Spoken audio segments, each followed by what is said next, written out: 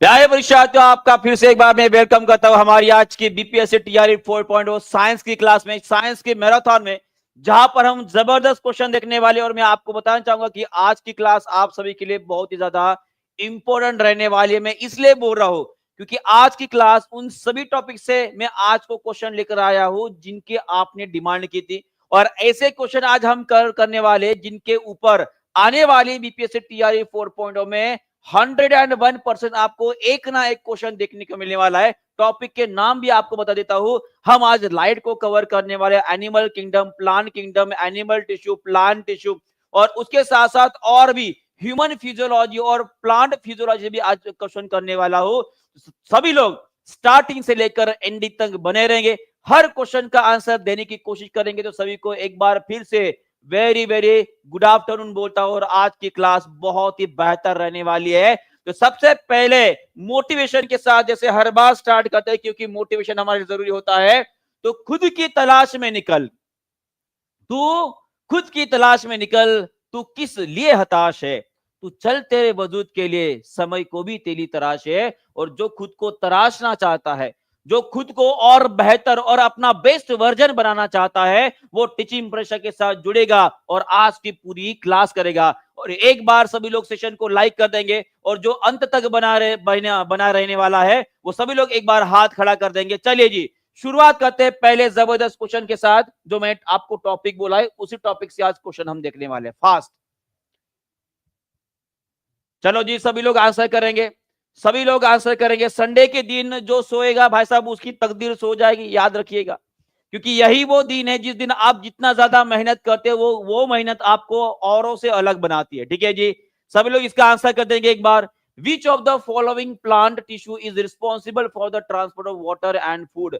अब बोलेंगे सर ऐसा क्वेश्चन तो हमने देखा ही नहीं। चलो जी, वेरी वेरी गुड आफ्टरनून जी, वेरी वेरी गुड आफ्टरनून। सभी लोग जल्दी से आंसर करेंगे और आगे बढ़ेंगे। चलिए, अब ये क्वेश्चन आप सभी के लिए नया है, शायद कुछ लोग जो है इस क्वेश्चन में थोड़ा सा कंफ्यूज हो जाए, पर मैं आपको बताना चाहूंगा कि इस क्वेश्चन के गहराई को हम पहले भी पढ़ चुके हैं। यहाँ पे पूछा गया है कि कौन से पौधे का ऊतक होता है जो पानी और भोजन के परिवहन के लिए जिम्मेदार होता है। तो सभी लोग मुझे उन ऊतक का नाम पहले लिख के बता देंगे कि जो पानी का वैसा ट्रांसपोर्ट करता है और भोजन का ट्रांसपोर्ट करने वाले के फूड का ट्रांसपोर्ट करने वाले प्लांट टिश्यू कौन से होते हैं। सभी लोग जल्दी से आंसर करेंगे, बहुत बढ़िया। एक होता है आपका जाइलम, एक होता है आपका जाइलम, और एक होता है आपका फ्लोएम। तो क्या इसका आंसर हम नन ऑफ अबव मार दे?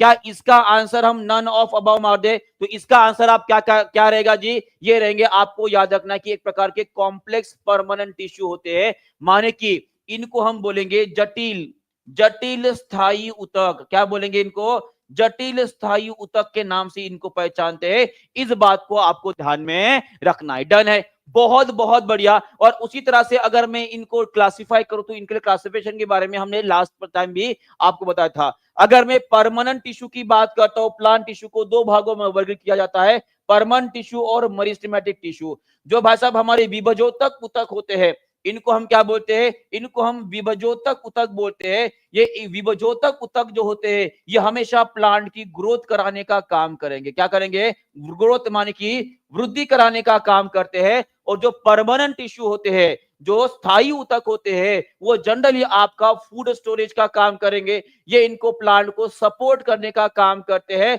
और बाकी कार्य जो होते हैं, ये कार्य करने का काम परमानेंट टिश्यू का होता है। तो इन परमानेंट टिश्यू को फिर से दो भागों में जो है विभाजित किया जाता है। ठीक है जी, दो भागों में विभाजित किया जाता है। एक होता है आपका सिंपल परमानेंट टिश्यू, जिसे हम क्या बोलेंगे जी? साधारण, जिनको हम क्या बोलेंगे? साधारण स्थायी ऊतक बोलेंगे। क्या बोलेंगे?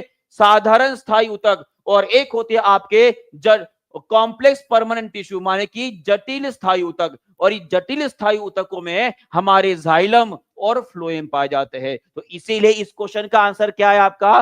Complex permanent tissue. देखते हैं अगले क्वेश्चन का आंसर कितने लोग फोड़ते हैं। चलो जी, इसका भी आंसर कर देंगे, सभी लोग इसका भी आंसर कर देंगे। बताइए इसका आंसर क्या करोगे? निम्नलिखित में से कौन सा पौधों में एक सरल स्थायी ऊतक है? सरल स्थायी ऊतक मान कि इसे हम सिंपल परमानेंट टिश्यू के नाम से जानते हैं। चलो जी, सभी लोग जल्दी से आंसर कर देंगे और जैसे ही सेशन में आ जाते हो एक बार सेशन को लाइक भी जरूर कर दीजिएगा। चलो जी, इसका आंसर क्या रहेगा?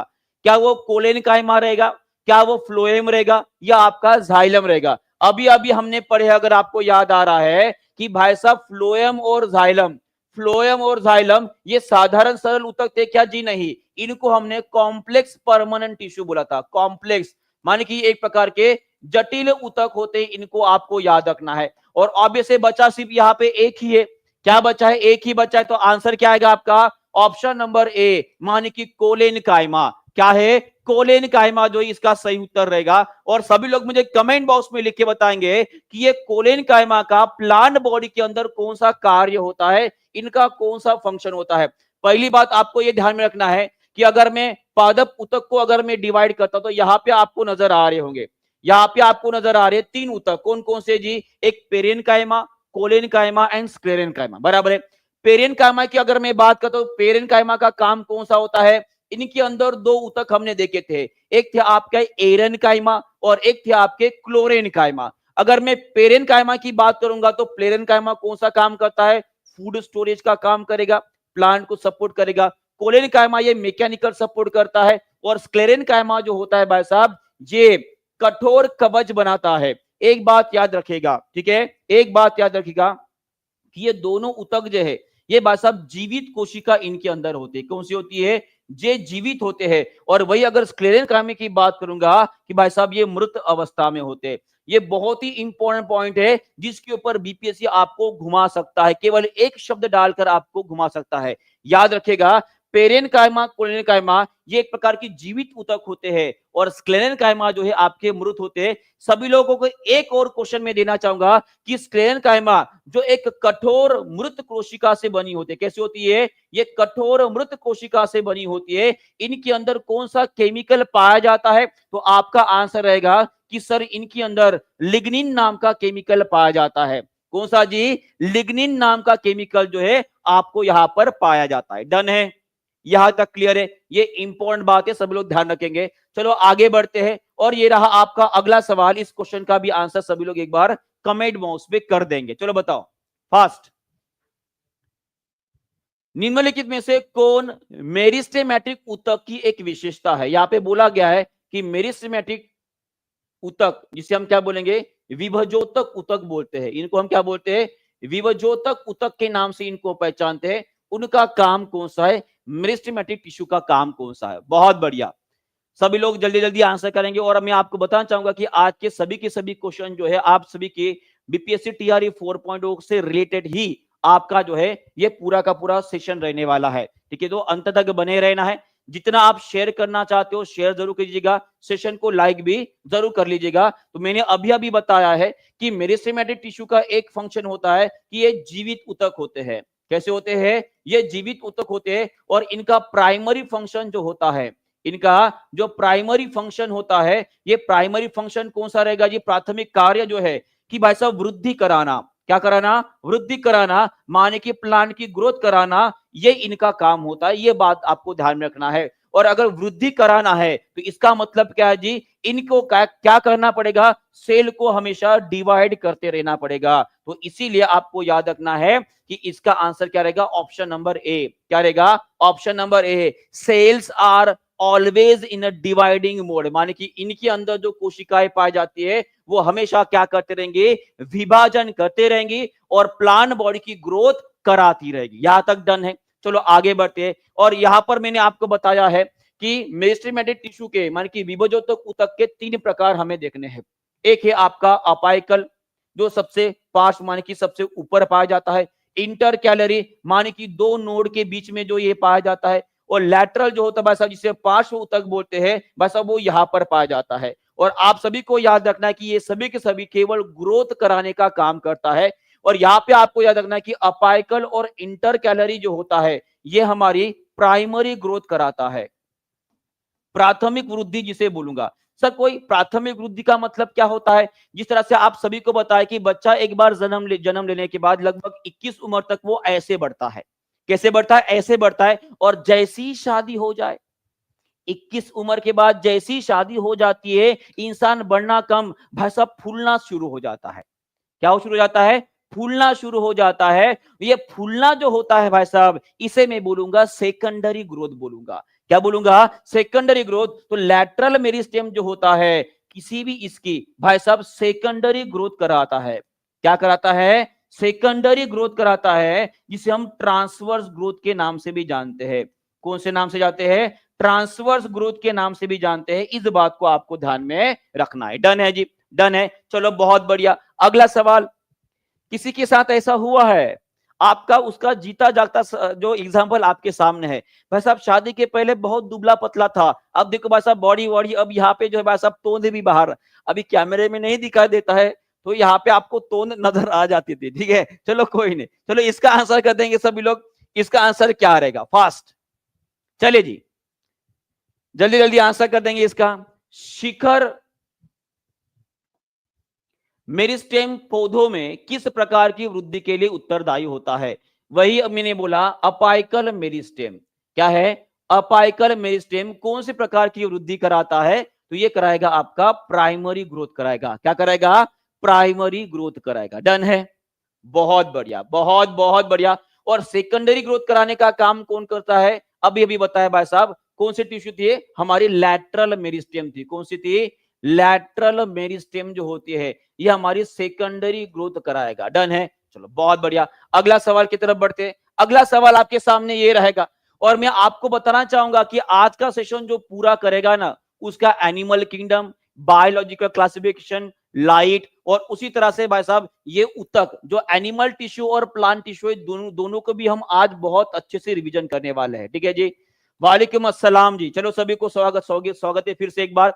कौन सा पौधे के ऊतक होते हैं जो यांत्रिक शक्ति प्रदान करते हैं, परिपक्वता पर मृत होता है? बहुत बढ़िया। और यहां पर बहुत बहुत अच्छे तरह से सभी ने आंसर किया है। देखो यहां पर एक बात याद रखिएगा, मैंने आपको बोला था कि बीपीएससी इस क्वेश्चन के ऊपर आपको घुमा सकता है, तो वो क्वेश्चन यही है। ठीक है, ये आपका भाई साहब सिलेक्शन डिसाइड करने वाला क्वेश्चन है। ये आपका सिलेक्शन डिसाइड करने वाला क्वेश्चन है। और जितने लोगों ने ऑप्शन नंबर सी क्लिक किया है, एक बार प्लीज हाथ ऊपर कर देंगे। कॉन्ग्रेचुलेशन बोलना चाहूंगा, आपका सिलेक्शन के चांसेस मुझे अच्छे लग रहे।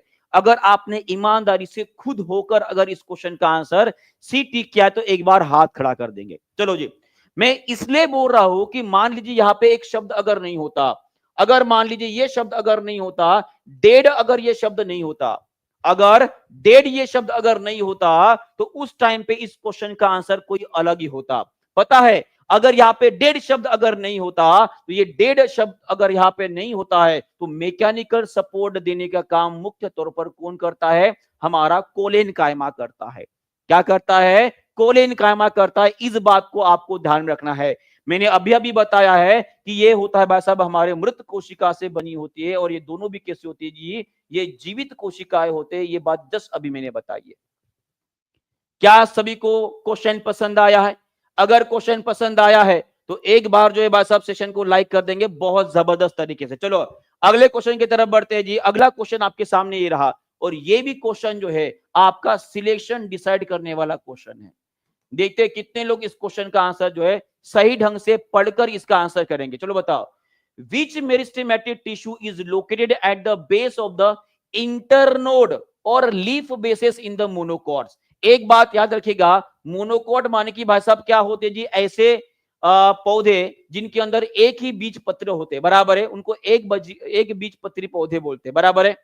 चले जी, इसका भी आंसर कर देंगे सभी लोग जल्दी से। क्या वो अपाइकल होता है, क्या वो लैटरल होता है, या इंटर कैलरी मेरिस्टेम होता है? बहुत बढ़िया, इसका भी आपने बहुत बेहतर तरीके से आंसर किया है। इसका आंसर रहेगा आपका इंटर कैलरी मेरिस्टेम। और आपको याद रखना है कि ये भाई साहब लंबाई बढ़ाने का काम करेगा। कौन सा? लंबाई बढ़ाने का काम करता है, लेंथ वाइज बढ़ता है, और इसे हम क्या बोलते हैं जी? इसे हम प्राइमरी ग्रोथ करते हैं। क्या कहते हैं? प्राइमरी ग्रोथ कहते हैं। इस बात को आपको ध्यान में रखना है। डन है, चलो आगे बढ़ते हैं। अगला क्वेश्चन आपके सामने ये रहा, इसका भी आंसर कर देंगे सभी लोग। बताइए, which animal tissue helps in the movement? अब ये हम थोड़ा सा एनिमल टिश्यू माने कि जंतु ऊतक के बारे में जो है पढ़ने वाले हैं। चलिए बताइए, कौन सा जंतु ऊतक गति में सहायता करता है? गति माने कि मूवमेंट बता दीजिए भाई साहब, या उसे अब हलचल करने के लिए मदद करता है। क्या वो एपिथेलियल टिश्यू होता है, जिसे हम क्या बोलते हैं जी? उपकला ऊतक बोलते हैं। इसे हम क्या बोलते हैं, इसे हम उपकला ऊतक के नाम से जानते हैं। मस्कुलर माने कि मांसपेशी ऊतक होते हैं, या नर्वस टिश्यू माने कि तंत्रिका ऊतक होते हैं। तो आपका आंसर रहेगा ऑप्शन नंबर बी, माने कि मस्कुलर टिश्यू जो होते हैं। अब देखो यहाँ पे कुछ लोग सी बोल रहे हैं, तो आपको बताना चाहूंगा कि मूवमेंट के लिए कौन मदद करता है जी, ये मस्कुलर टिश्यू माने कि मांसपेशी ऊतक जो है ये मदद करते हैं। अगर मैं एपिथेलियल टिश्यू की बात करूंगा तो ये हमारे शरीर की सबसे ऊपरी कवच माना जाता है। ये ऊपरी संरक्षण देने वाला कवच है। कौन सा है, ऊपरी संरक्षण देने वाला कवच जो है इसे माना जाता है। इस बात को आपको ध्यान रखना है। कहने का मतलब होता है हमारी जो त्वचा माने कि हमारी जो स्किन आपको नजर आ रही है, ये भाई साहब किससे बनी होती है, ये एपिथेलियल टिश्यू से बनी होती है। और सभी लोग कमेंट बॉक्स में लिख के बताएंगे कि इसमें ऐसा कौन सा केमिकल पाया जाता है, ऐसा कौन सा केमिकल पाया जाता है जो हमारे त्वचा का रंग डिसाइड करता है, त्वचा का रंग डिसाइड करता है। उसका आंसर सभी लोग एक बार कमेंट बॉक्स में कर दोगे, क्योंकि ये वाला क्वेश्चन जो है हमारे बीपीएससी में आया हुआ है, ये हमारे बीपीएससी में आया हुआ है। और उसी तरह से अगर मैं नर्वस टिश्यू की बात करता हूं, तो नर्वस टिश्यू हमारे कौन से सिस्टम का सबसे महत्वपूर्ण अंग होता है, तो आपका आंसर रहेगा कि भाई साहब जो हम तंत्रिका तंत्रिका जो तंत्र है उसका सबसे महत्वपूर्ण अंग जो है हमारे नर्वस टिश्यू होते हैं। बहुत बढ़िया, और सभी लोगों ने बहुत अच्छे से आंसर किया। इसका आंसर रहेगा आपका मेलानिन रहेगा। क्या रहेगा, melanin is the correct answer, melanin is the correct answer. Done है जी, यहां तक क्लियर है। उसी तरह से एक और सवाल मैं आपसे पूछना चाहूंगा कि ये नर्वस टिश्यू जो होते हैं, ये नर्वस टिश्यू जो होते हैं, जो तंत्रिका तंत्र मैं आपको बोल रहा हूं, ये हमारे शरीर की क्या सबसे छोटी कोशिका है, क्या है हमारे शरीर की सबसे छोटी कोशिका है? कितने लोग इस सवाल का आंसर मुझे लिख के बता देंगे, क्या यह हमारी शरीर की सबसे छोटी कोशिका है? सभी लोग एक बार कमेंट बॉक्स में जल्दी से मुझे आंसर लिखकर बता देंगे कि नर्वस टिश्यू के बारे में मैंने जो यहाँ पे सेंटेंस लिखा है क्या सही है। आप बोलोगे सर नहीं, ये सबसे छोटी कोशिका नहीं होती है, सबसे लंबी कोशिका होती है। इस बात को आपको ध्यान में रखना है, सबसे लंबी कोशिका है हमारे शरीर की, इस बात को आपको ध्यान में रखना है। और उसी तरह से अगर मैं इस सवाल को और थोड़ा डिटेल में लेकर जाऊंगा, तो सभी लोग मुझे एक बार लिख के बताएंगे कि अगर मैं मानव शरीर की बात करूं तो मानव शरीर में सबसे छोटी कोशिका कौन सी होती है, सबसे छोटी कोशिका कौन सी होती है, इसका आंसर मुझे लिख के बता दोगे। सबसे बड़ी कोशिका कौन सी होती है, इसका आंसर मुझे लिख के बता दोगे, इसका आंसर मुझे लिखकर बता दोगे। और उसी तरह से एक बहुत ही इंपॉर्टेंट क्वेश्चन, ठीक है जी, वो क्वेश्चन ऐसा है कि हमारी जो हड्डियां होती है, हमारी जो हड्डियां होती है माने कि हमारी जो बोन होते हैं, ये एक प्रकार के कौन से ऊतक होते हैं जी, इनको हम कनेक्टिव टिश्यू बोलते हैं। इनको हम क्या बोलते हैं, कनेक्टिव माने कि संयोजी ऊतक बोलते हैं। और ये जो संयोजी ऊतक होते हैं भाई साहब, हड्डियां, ये दो प्रकार की होती है। एक होती है भाई साहब आपका हार्ड माने कि एक मजबूत यानी कि एक कठोर हड्डियां होती है, और एक हमारी सॉफ्ट हड्डी होती है, बराबर है। तो जो कठोर हड्डी होती है भाई साहब, इसको हड्डी बोलते हैं। तो इनके अंदर कौन सी कोशिका पाई जाती है, कौन सी कोशिका पाई जाती है, तो उसका आंसर रहेगा आपका ऑस्टियोसाइट्स। कौन सा रहेगा, ऑस्टियोसाइट्स। और वही जो सॉफ्ट हड्डी होती है, इसे हम क्या बोलते हैं जी, इसे हम क्या बोलते हैं, इसे हम कार्टिलेज बोलते हैं।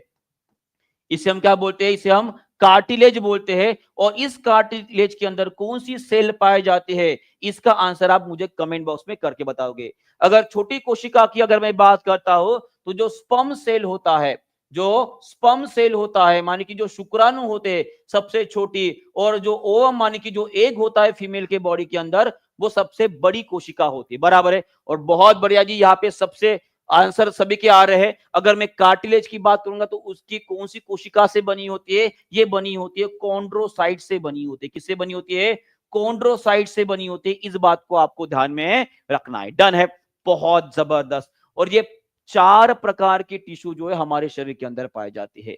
एक होती है आपकी इपिथेलियल, जिसे मैं उपकला ऊतक बोलूंगा। एक होती है आपकी कनेक्टिव, जिसे मैं संयोजी ऊतक के नाम से हम पहचानते हैं। और एक होती है हमारी मस्कुलर टिश्यू, जिसे मांसपेशी ऊतक। और एक होती है हमारी नर्वस टिश्यू, जिनको हम क्या बोलते हैं जी, तंत्रिका ऊतक के नाम से जानते हैं। डन है, इनके बारे में एक एक पूछेंगे।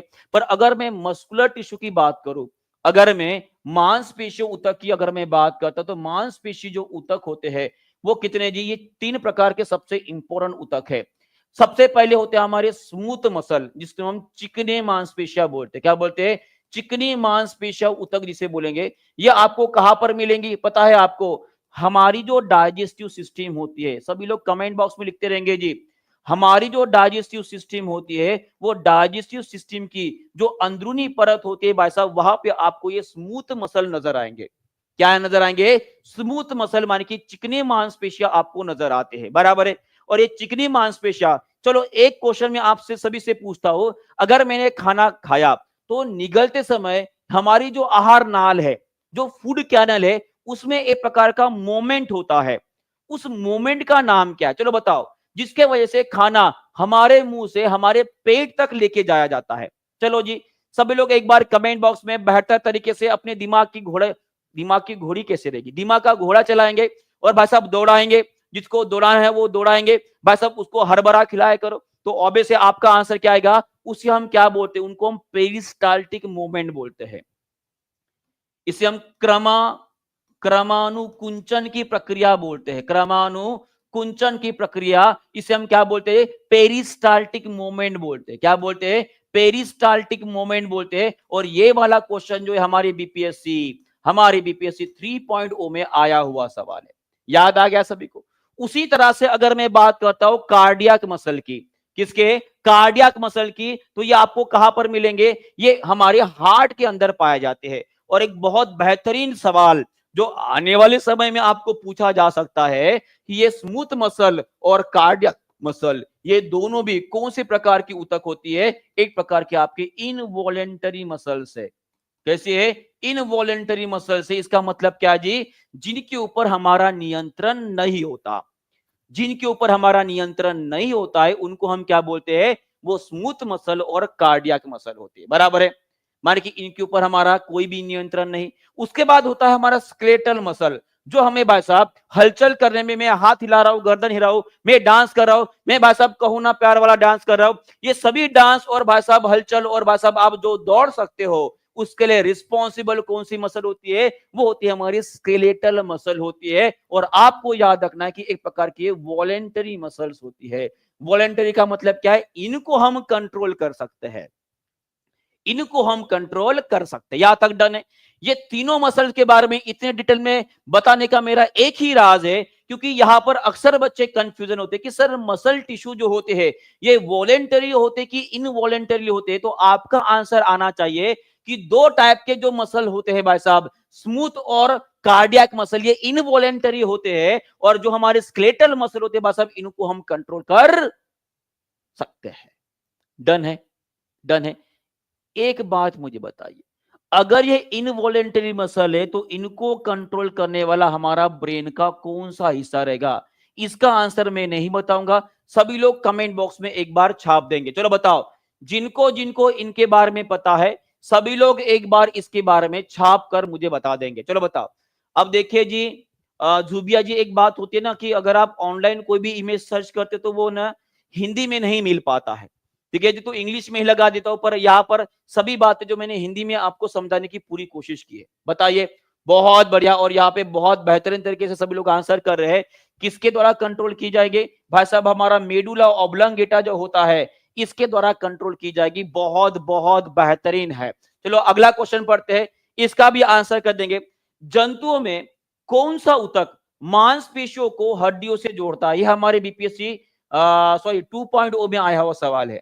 यह हमारी बीपीएससी 2.0 में आया हुआ सवाल है। सभी लोग इसका भी आंसर कर देंगे। बताइए इसका आंसर क्या रहेगा? बहुत बढ़िया जी। जंतुओं में कौन सा ऊतक मांसपेशियों को हड्डियों से जोड़ने का काम करेगा? हाँ, चलिए जी, सभी लोग आंसर करते रहेंगे। और जिन्होंने अभी सेशन को लाइक नहीं किया, एक बार सेशन को लाइक कर देंगे और आगे बढ़ेंगे फास्ट। चलिए, which tissue in animals connect the muscle to the bone? क्या रहेगा? कार्टिलेज, लिगामेंट या टेंडन रहेगा? देखो यहाँ पे बात याद रखिएगा, मसल से हमें हड्डियों को जोड़ना है तो वो हमारे टेंडन रहेंगे। क्या रहेंगे? अब देखो यहाँ पे कितने सारे लोगों ने जो है एक के ऊपर एक आंसर तो बता दिया, पर सभी एक दूसरे का देखकर ही भाई साहब यहाँ पे मार रहा है।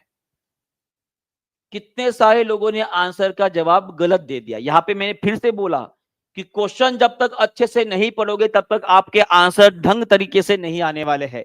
और इस क्वेश्चन का आंसर अगर आप गलत कर दिए तो भाई साहब लगभग पकड़ लीजिए 5 लाख अभ्यर्थियों के पीछे पड़ गए हो।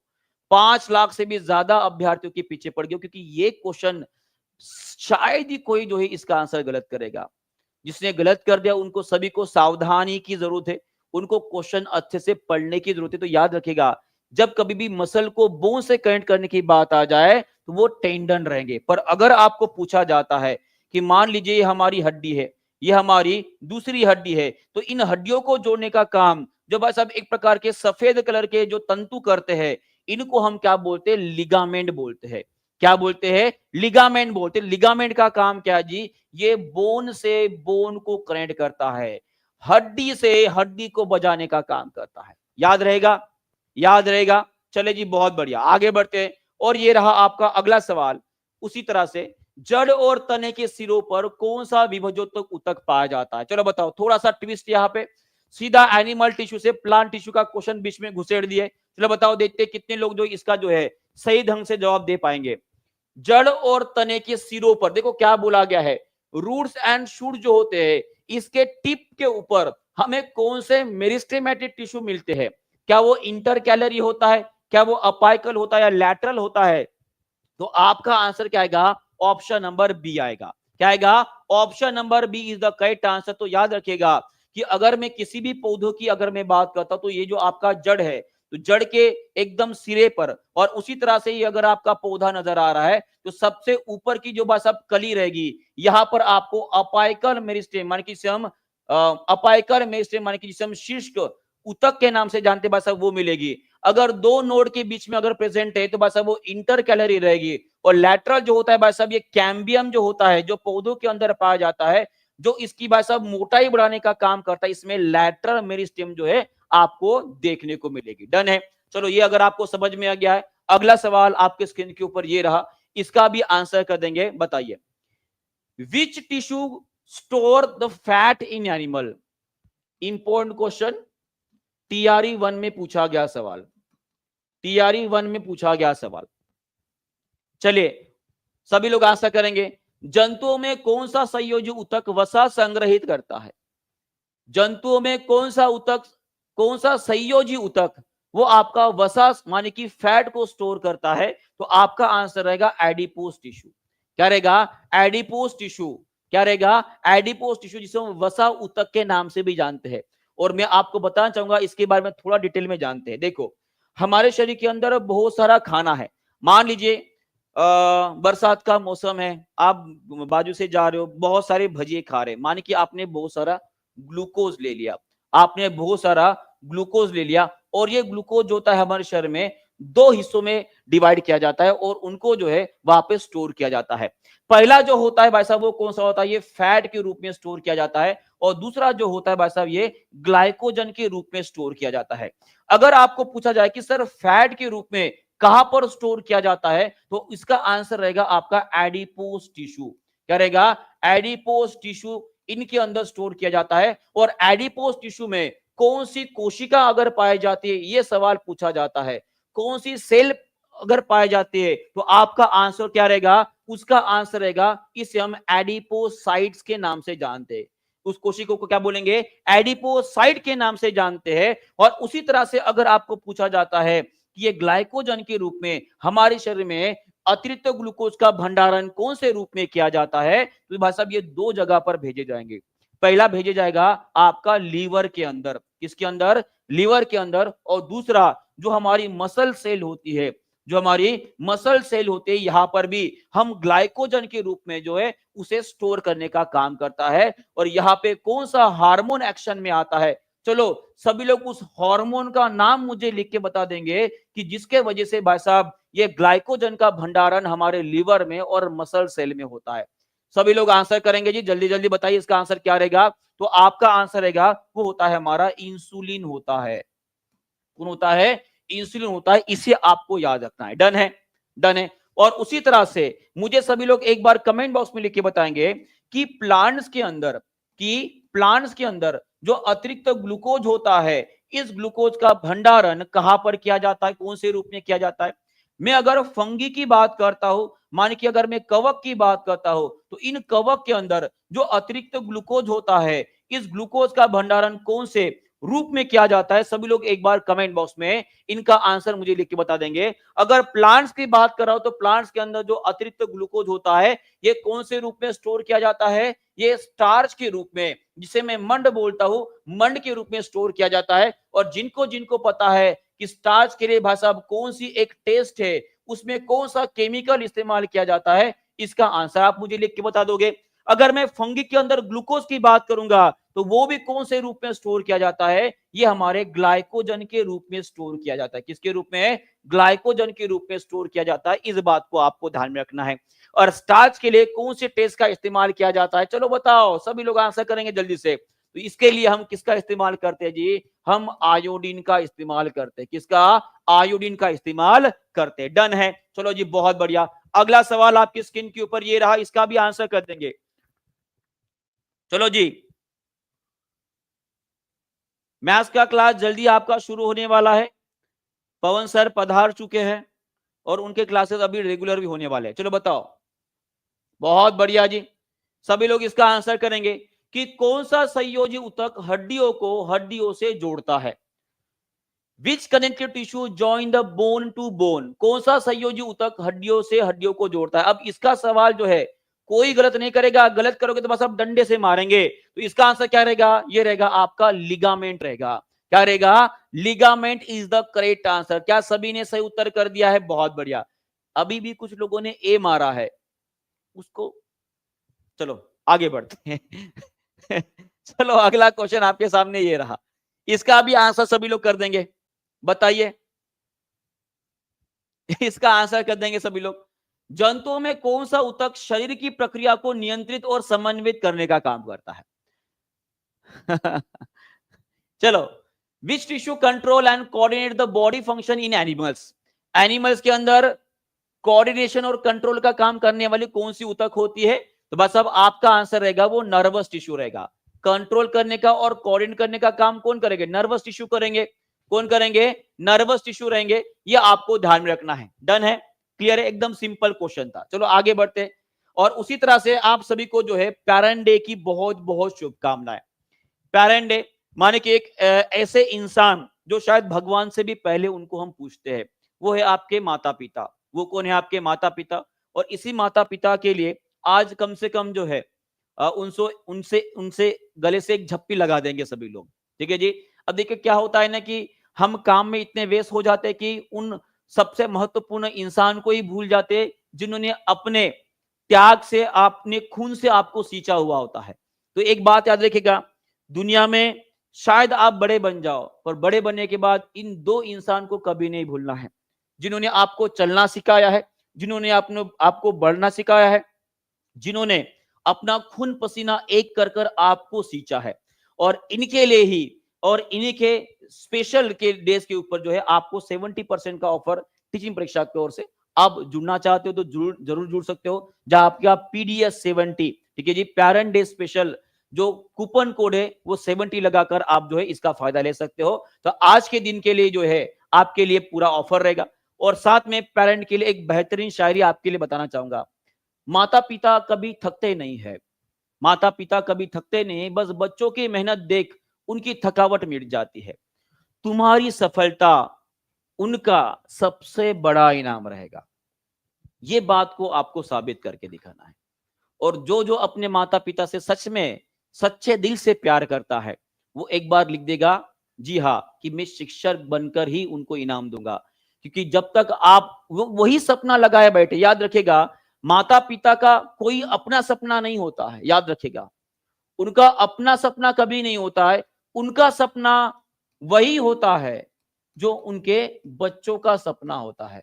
और इस सपने के लिए वो अपनी पूरी जान लगा देते हैं। तो आपका कर्तव्य बनता है, आपका ये फर्ज बनता है कि जो आपका सपना है उसे पूरा करो। अगर माता पिता उस सपने के लिए अपने खून का बलिदान कर रहे हैं, तो आपको भी अपनी नींद का और उन सभी चीजों का बलिदान करना है जिससे आप खुद का सपना पूरा कर सको।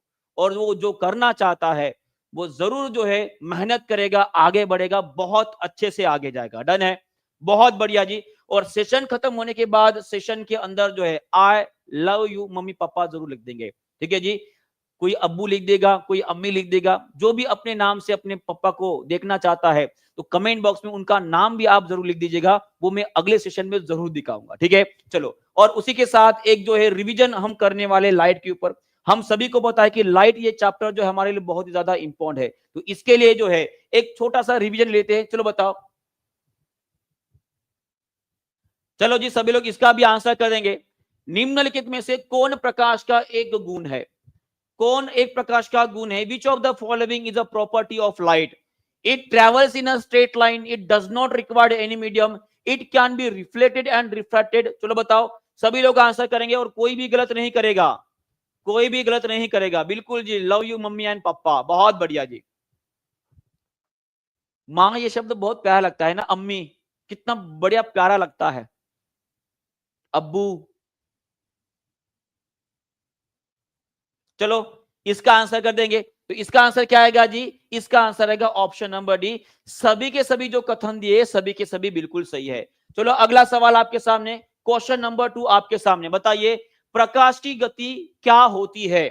प्रकाश की गति निर्वात में कितनी होती है यह पूछा गया है, तो आपका आंसर रहेगा 3 इंटू 10⁸ मीटर पर सेकंड, मान की ऑप्शन नंबर बी जो है आपका सही उत्तर आएगा। आगे बढ़ते हैं, तीसरा सवाल आपके सामने ये रहा, इंद्रधनुष के निर्माण के लिए कौन सा परिघटना या कौन सी घटना जो है वो उत्तरदायी होती है? चलो जी इसका भी आंसर कर देंगे और कोई भी क्वेश्चन गलत नहीं करेंगे, थोड़ा सा सोच समझ कर ही आंसर करेंगे। Which phenomena is responsible for the formation of rainbow? तो रिफ्लेक्शन, रिफ्रैक्शन, डिस्पर्शन, सभी के सभी आंसर आएगा ऑप्शन नंबर डी। क्या आएगा? Option number D is the correct answer. याद रखिएगा, रेनबो, रेनबो में जो 7 रंग बनते हैं, रेनबो में जो 7 रंग बनते हैं, इसके लिए रिस्पॉन्सिबल आपका डिस्पर्शन माने कि विकिरण रहेगा। बस रेनबो की अगर बात पूछी जाती है तो ये सभी के सभी फिनोमेना रेनबो बनाने के लिए रिस्पॉन्सिबल होती है। पर अगर आपको पूछा जाता है जो हमारा इंद्रधनुष है, माने कि जो हमारा रेनबो है, उस रेनबो के अंदर कौन सा फिनोमिना होता है, कौन सा फिनोमेना के वजह से जो है आपके 7 रंग नजर आते हैं, तो इसका आंसर आप क्या करोगे? इसका आंसर आपका डिस्पर्शन रहेगा। याद रहेगा? चलो बहुत बढ़िया। तीसरा सवाल, चौथा सवाल आपके सामने ये रहा, वाहनों में साइड मिरर के रूप में कौन सा दर्पण का इस्तेमाल किया जाता है? साइड मिरर की बात हो रही है, साइड मिरर की बात हो रही है, तो साइड मिरर में कौन सा इस्तेमाल किया जाता है जी? ये होता है हमारा कॉन्वेक्स मिरर, माने कि उत्तल दर्पण का इस्तेमाल किया जाता है। और उसी तरह से हमारे घरों में, हमारे घरों में हम जो भाई साहब इस्तेमाल करते हैं वो कौन सा दर्पण होता है? ये हमारा प्लेन मिरर होता है। अगला सवाल, पांचवा सवाल आपके स्क्रीन के ऊपर, दर्पण में वक्रता केंद्र के बाहर वस्तु रखने पर बनने वाली छवि कैसी होती है? अब बताएंगे इस क्वेश्चन का आंसर। देखते कितने लोग दिमाग के घोड़े दौड़ा सकते हैं और घोड़े को भाई साहब चने खिला रहे हो कि नहीं खिला रहे हो पता चल जाएगा। In concave mirror the image form by the object place beyond the centre of curvature, centre of curvature से अगर दूर में रखता हो तो भाई साहब वहां पर बनने वाला प्रतिबिंब कैसे रहेगा? तो आपका आंसर रहेगा वो रियल रहेगा, इन्वर्टेड रहेगा, और डिमिनिश माने की छोटी, माने की ऑप्शन नंबर बी जो है आपका करेक्ट रहेगा। कैसे रहेगा? करेक्ट रहेगा। कर दिए ना गड़बड़, बियॉन्ड बोला गया है, दूर बोला गया है। सेंटर ऑफ कर्वेचर से अगर दूर रखते तो भाई साहब वो डिमिनिश माने की छोटी बनती है। एट सी रखते हो, देखो याद रख करिएगा, सभी लोग बात को याद करेंगे। यहां पर अगर सी है, यहां पर हमारे रामलाल जी खड़े हैं, तो कैसे बनेंगे? ये रियल बनेंगे। सीरियल है कि तो भाई साहब उल्टे बनेंगे, और कैसे रहेंगे? छोटी माने की डिमिनिश इमेज बनती है। सी पर जाके खड़े हो गए तो भाई साहब सी की प्रतिबिंब इसके नीचे ही बनेगा। और यहाँ पे अगर आगे आगे चले जाओगे तो इनका प्रतिबिंब कैसे बनता है जी? इनका प्रतिबिंब बनता है आपका रियल, इन्वर्टेड एंड मैग्निफाइड बनता है। डन है? चलो बहुत बढ़िया। छठवां सवाल आपके स्क्रीन के ऊपर ये रहा, चलो बताओ, दंत चिकित्सक द्वारा दांतों की जांच के लिए बीपीएससी टीआरई 3.0 में पूछा गया सवाल है। चलिए जी सभी लोग इसका भी आंसर कर देंगे, जल्दी से बताइए कि दंत चिकित्सक दांतों की जांच के लिए किस दर्पण का इस्तेमाल करते हैं? कोई किसका इस्तेमाल करेंगे? ऑब्वियस है ये कॉन्केव मिरर का इस्तेमाल करेंगे। किसका करेंगे? कॉन्केव मिरर का, माने कि अवतल दर्पण का इस्तेमाल करेंगे। सातवां क्वेश्चन आपके सामने, एक माध्यम से दूसरे माध्यम में जब प्रकाश एंट्री करता है, प्रवेश करता है, तो वो मुड़ जाता है। इसे हम क्या बोलेंगे? और सभी लोग मुझे लिख के बताएंगे, जब वो मुड़ता है तो प्रकाश के कौन से गुण जो होते हैं भाई साहब, इसमें आपको परिवर्तन नजर आएगा? इसका भी आंसर सभी लोग मुझे कमेंट बॉक्स में लिख के बताएंगे। चलो बताओ। तो इसका आंसर तो आप आराम से कर दोगे सर, वो रहेगा आपका रिफ्रैक्शन रहेगा। क्या रहेगा? रिफ्रैक्शन, माने कि इसे हम अपवर्तन के नाम से जानते हैं। और कौन से कैरेक्टर्स उसके बदलते, तो याद रखिएगा कि उसकी वेलोसिटी बदल जाएगी, माने कि उसका वेग बदल जाएगा। इसके साथ इसका तरंग दैर्घ्य, माने कि वेवलेंथ बदल जाएगा। पर एक फ्रीक्वेंसी होती है, फ्रीक्वेंसी जो है वो नहीं बदलती। क्या नहीं बदलती? फ्रीक्वेंसी नहीं बदलती। चलो 8वां सवाल, इसका भी आंसर कर देंगे। कौन सा यंत्र पूर्ण आंतरिक परावर्तन के सिद्धांत पर काम करता है? ऐसा कौन सा डिवाइस है which works on the principle of total internal reflection? क्या वो टेलीस्कोप रहेगा, क्या वो माइक्रोस्कोप रहेगा, या ऑप्टिकल फाइबर रहेगा? तो आपका आंसर रहेगा ऑप्टिकल केबल या ऑप्टिकल फाइबर जो होता है, ये पूर्ण आंतरिक परावर्तन के सिद्धांत पे काम करता है। चलो बताओ, अगला सवाल आपके सामने, 9वां क्वेश्चन। बताइए, किस रंग का प्रकाश सबसे अधिक प्रकीर्णित होता है? Which colour of light is scatter the most? यहां पे बोला गया कि कौन सा प्रकाश जो है सबसे ज्यादा वह सब अपने इससे स्कैटर्ड हो जाता है, माने कि वो छोटे छोटे कणों में विपरीत हो जाएगा। तो इसका आंसर क्या रहेगा?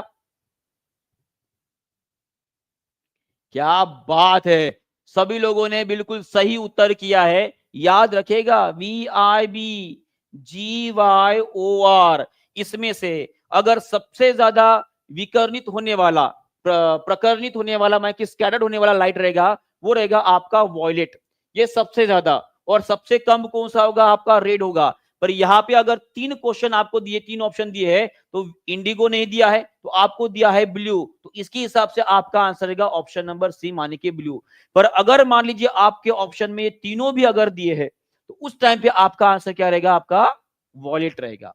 क्या रहेगा? वॉलेट रहेगा। डन है। चलो बहुत बढ़िया, आगे बढ़ते हैं।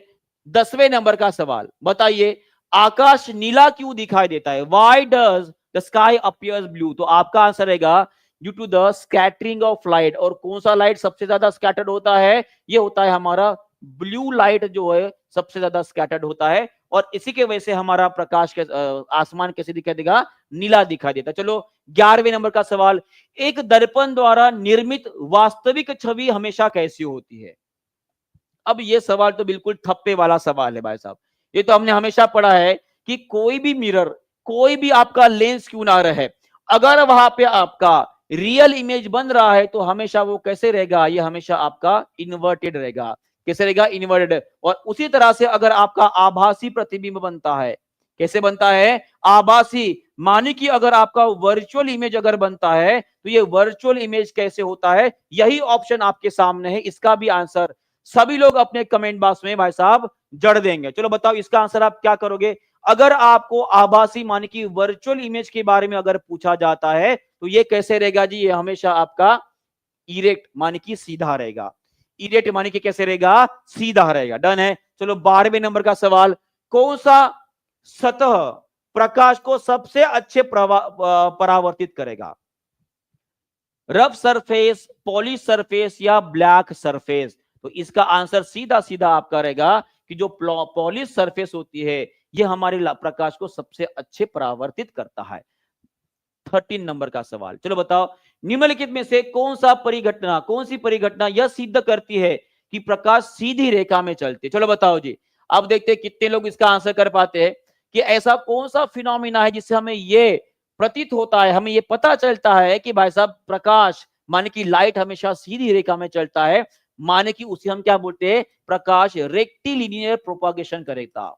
कौन सा करता है? रेक्टिलिनियर प्रोपागेशन करता है। तो इसका आंसर आप क्या करेगा जी? आप इसका आंसर करोगे भाई साहब फॉर्मेशन ऑफ जो शैडो होता है, माने कि जो आपकी छाया बनती है, वो हमें ये बताती है कि प्रकाश हमेशा सीधी रेखा में चलेगा।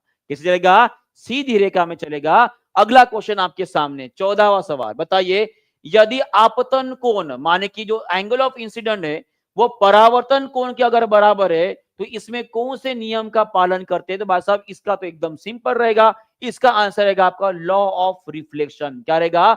Law of reflection. माने कि मान लीजिए आपका किरण इस तरह से गिर रहा है, बराबर है, तो अब इसी माध्यम में अगर वापस जा रहा है तो नॉर्मल के साथ बनाया हुआ एंगल आपका आई और ये आपका एंगल आर होता है, तो एंगल आई बराबर एंगल आर होता है, माने कि आपका परावर्तित कोण और आपतित कोण जो होता है दोनों भी कैसे रहेंगे जी, आपके समान रहेंगे। इसे हम लॉ ऑफ रिफ्लेक्शन के नाम से जानते हैं। अगला सवाल 15 नंबर का सवाल, और इस क्वेश्चन के बाद सभी लोग जो है एक बार 15 क्वेश्चंस में से आपके कितने आंसर सही आए हैं एक बार कमेंट बॉक्स में जरूर लिख देंगे।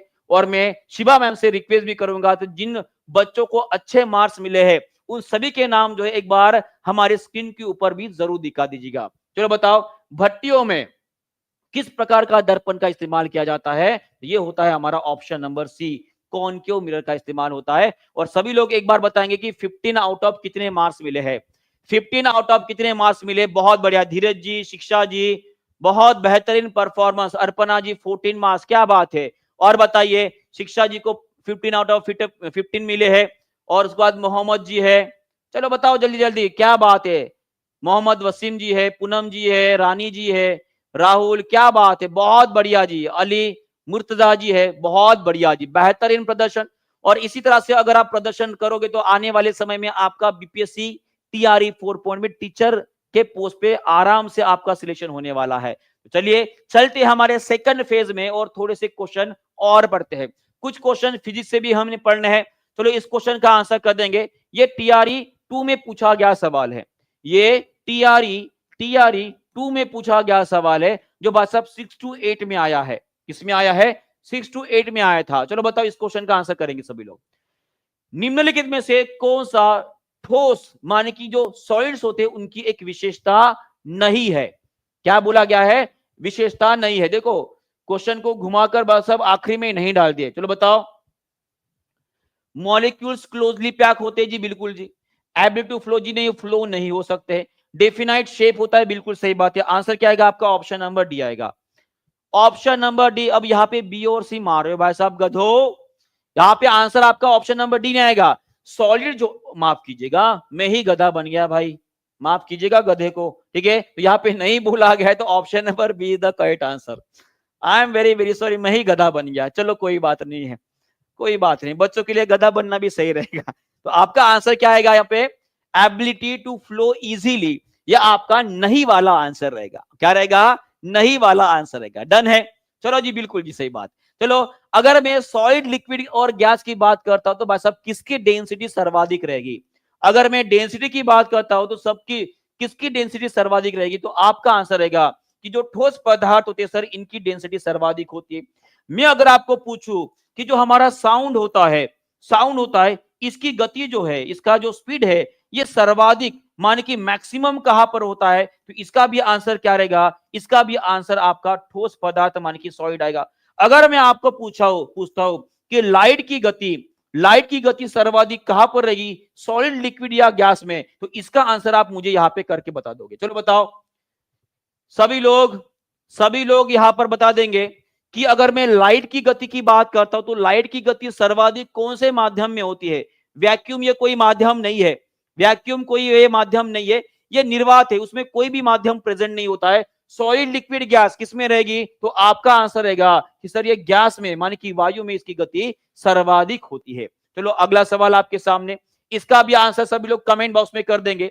चलिए जी, और इसके पहले जो है एक छोटा सा एक बात मैं आपको बताना चाहूंगा।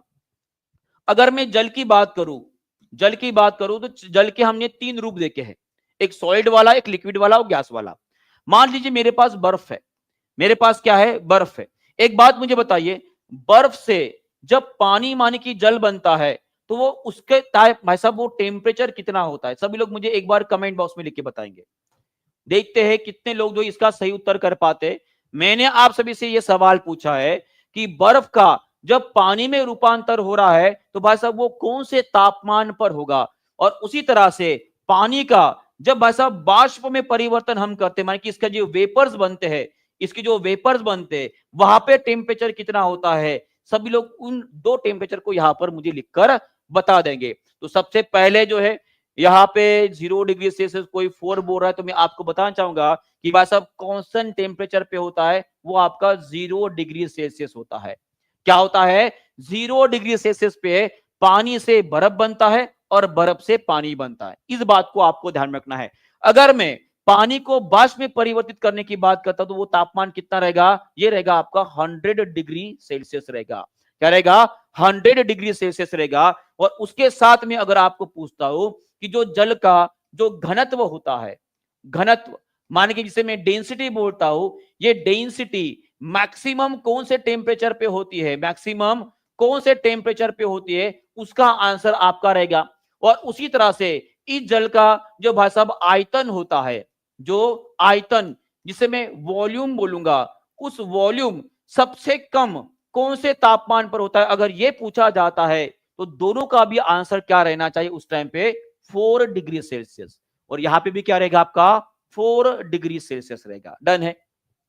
डन है? ये डन है। पर अगर मैं भाई साहब मैं चाहूं, अगर मैं ये चाहूं और मैं अगर आपको क्वेश्चन अगर गलत करवाना चाहूं तो देखो क्वेश्चन बीपीएससी कैसे पूछेगा। क्वेश्चन ये पूछेगा कि मान लीजिए 10 डिग्री सेल्सियस के ऊपर मेरे पास पानी का जो द्रव्यमान है, पानी का जो द्रव्यमान है वो कितना है? मान लीजिए मेरे पास 1 किलोग्राम का पानी है, बराबर है। जब मैं इससे बर्फ बना दिया, जब मैंने इससे बर्फ बना दिया तो उस टाइम में भाई साहब पानी का द्रव्यमान कितना रहेगा? द्रव्यमान अगर पूछा जाता है तो आपके ऑप्शन देता हूं, greater than 1 kilogram, option number B रहेगा less than 1 kilogram, option number C रहेगा is equal to 1 kilogram, option number D आप सभी को पता है मोर देन 1 ऑफ अबव, और ऑप्शन नंबर ई आपको पता है नन ऑफ अबव। अब बताओ सभी लोग देखते हैं कितने लोग इस क्वेश्चन का आंसर कर पाते हैं। बस अब इस क्वेश्चन का आंसर अगर आपने कर दिया तो समझ लीजिएगा भी भाई साहब आपकी तकदीर बदल गई। चलो बताओ इसका आंसर करेंगे सभी लोग। मैंने ये पूछा है, क्वेश्चन आपको ये दिया गया है कि 10 डिग्री सेल्सियस पे जब पानी था, जो द्रव्यमान था उसका 1 किलोग्राम था। अब यहां पर यह पूछा गया है कि 0 डिग्री सेल्सियस के ऊपर जब जल का अगर आपको द्रव्यमान पूछा जाता है तो आपका आंसर क्या रहेगा? क्या वो greater than 1 kilogram, less than 1 kilogram, is equal to 1 kilogram, या एक से अधिक, या बहुत बढ़िया जी, बहुत बढ़िया। और शाबाश बच्चों, शाबाश मेरे शेरों, सभी ने बिल्कुल सही उत्तर किया है, शेरों और शेरनियों, बहुत बढ़िया। आपका आंसर क्या रहना चाहिए? 1 किलोग्राम। क्या आंसर रहना चाहिए? 1 किलोग्राम। सवाल ऐसा भी पूछा जा सकता है, सवाल ऐसा भी पूछा जा सकता है कि अगर मैं जल से अगर बर्फ बनाता हूं तो कौन सी प्रॉपर्टी नहीं बदलती, कौन सा प्रॉपर्टी नहीं बदलती? तो उस टाइम पे भी आपका आंसर क्या रहना चाहिए? सर इसका आंसर रहेगा आपका द्रव्यमान रहेगा। क्या रहेगा? द्रव्यमान रहेगा। इस बात को आपको ध्यान रखना है। और कौन सी प्रॉपर्टी बदलती है अगर ये पूछा जाता है, कौन सी प्रॉपर्टी बदलती है अगर ऐसा सवाल पूछा जाता है तो 2 प्रॉपर्टी बदलती है। पहला क्या बदलेगा? उसका भाई साहब आयतन बदल जाएगा, उसका आयतन माने कि इसका वॉल्यूम बदल जाता है। और साथ में क्या बदलता है? इसका डेंसिटी बदलता है। क्या बदलता है? डेंसिटी माने कि इसका घनत्व जो होता है भाई साहब, ये 2 चीजें बदलेंगी और ये नहीं बदलती। क्या आपको सबको समझ में आ गया? क्वेश्चन अगर पसंद आया, उसका कंटेंट अगर पसंद आया तो एक बार सेशन को लाइक कर देंगे, ठीक है? चलो, और अगला सवाल आपके सामने ये रहा, सवाल ये रहा। चलो बताओ इसका भी आंसर कर देंगे। इसका आंसर क्या करोगे? फास्ट। अगर आपको पूछा जाता है कि पेट्रोलियम रिफाइनिंग में पेट्रोल हमें कौन से पद्धति से भाई साहब हम इसे प्राप्त करते हैं, इसका भी आंसर सभी लोग एक बार कमेंट बॉक्स में कर देंगे जी। और सभी लोग सेशन को लाइक करते रहेंगे।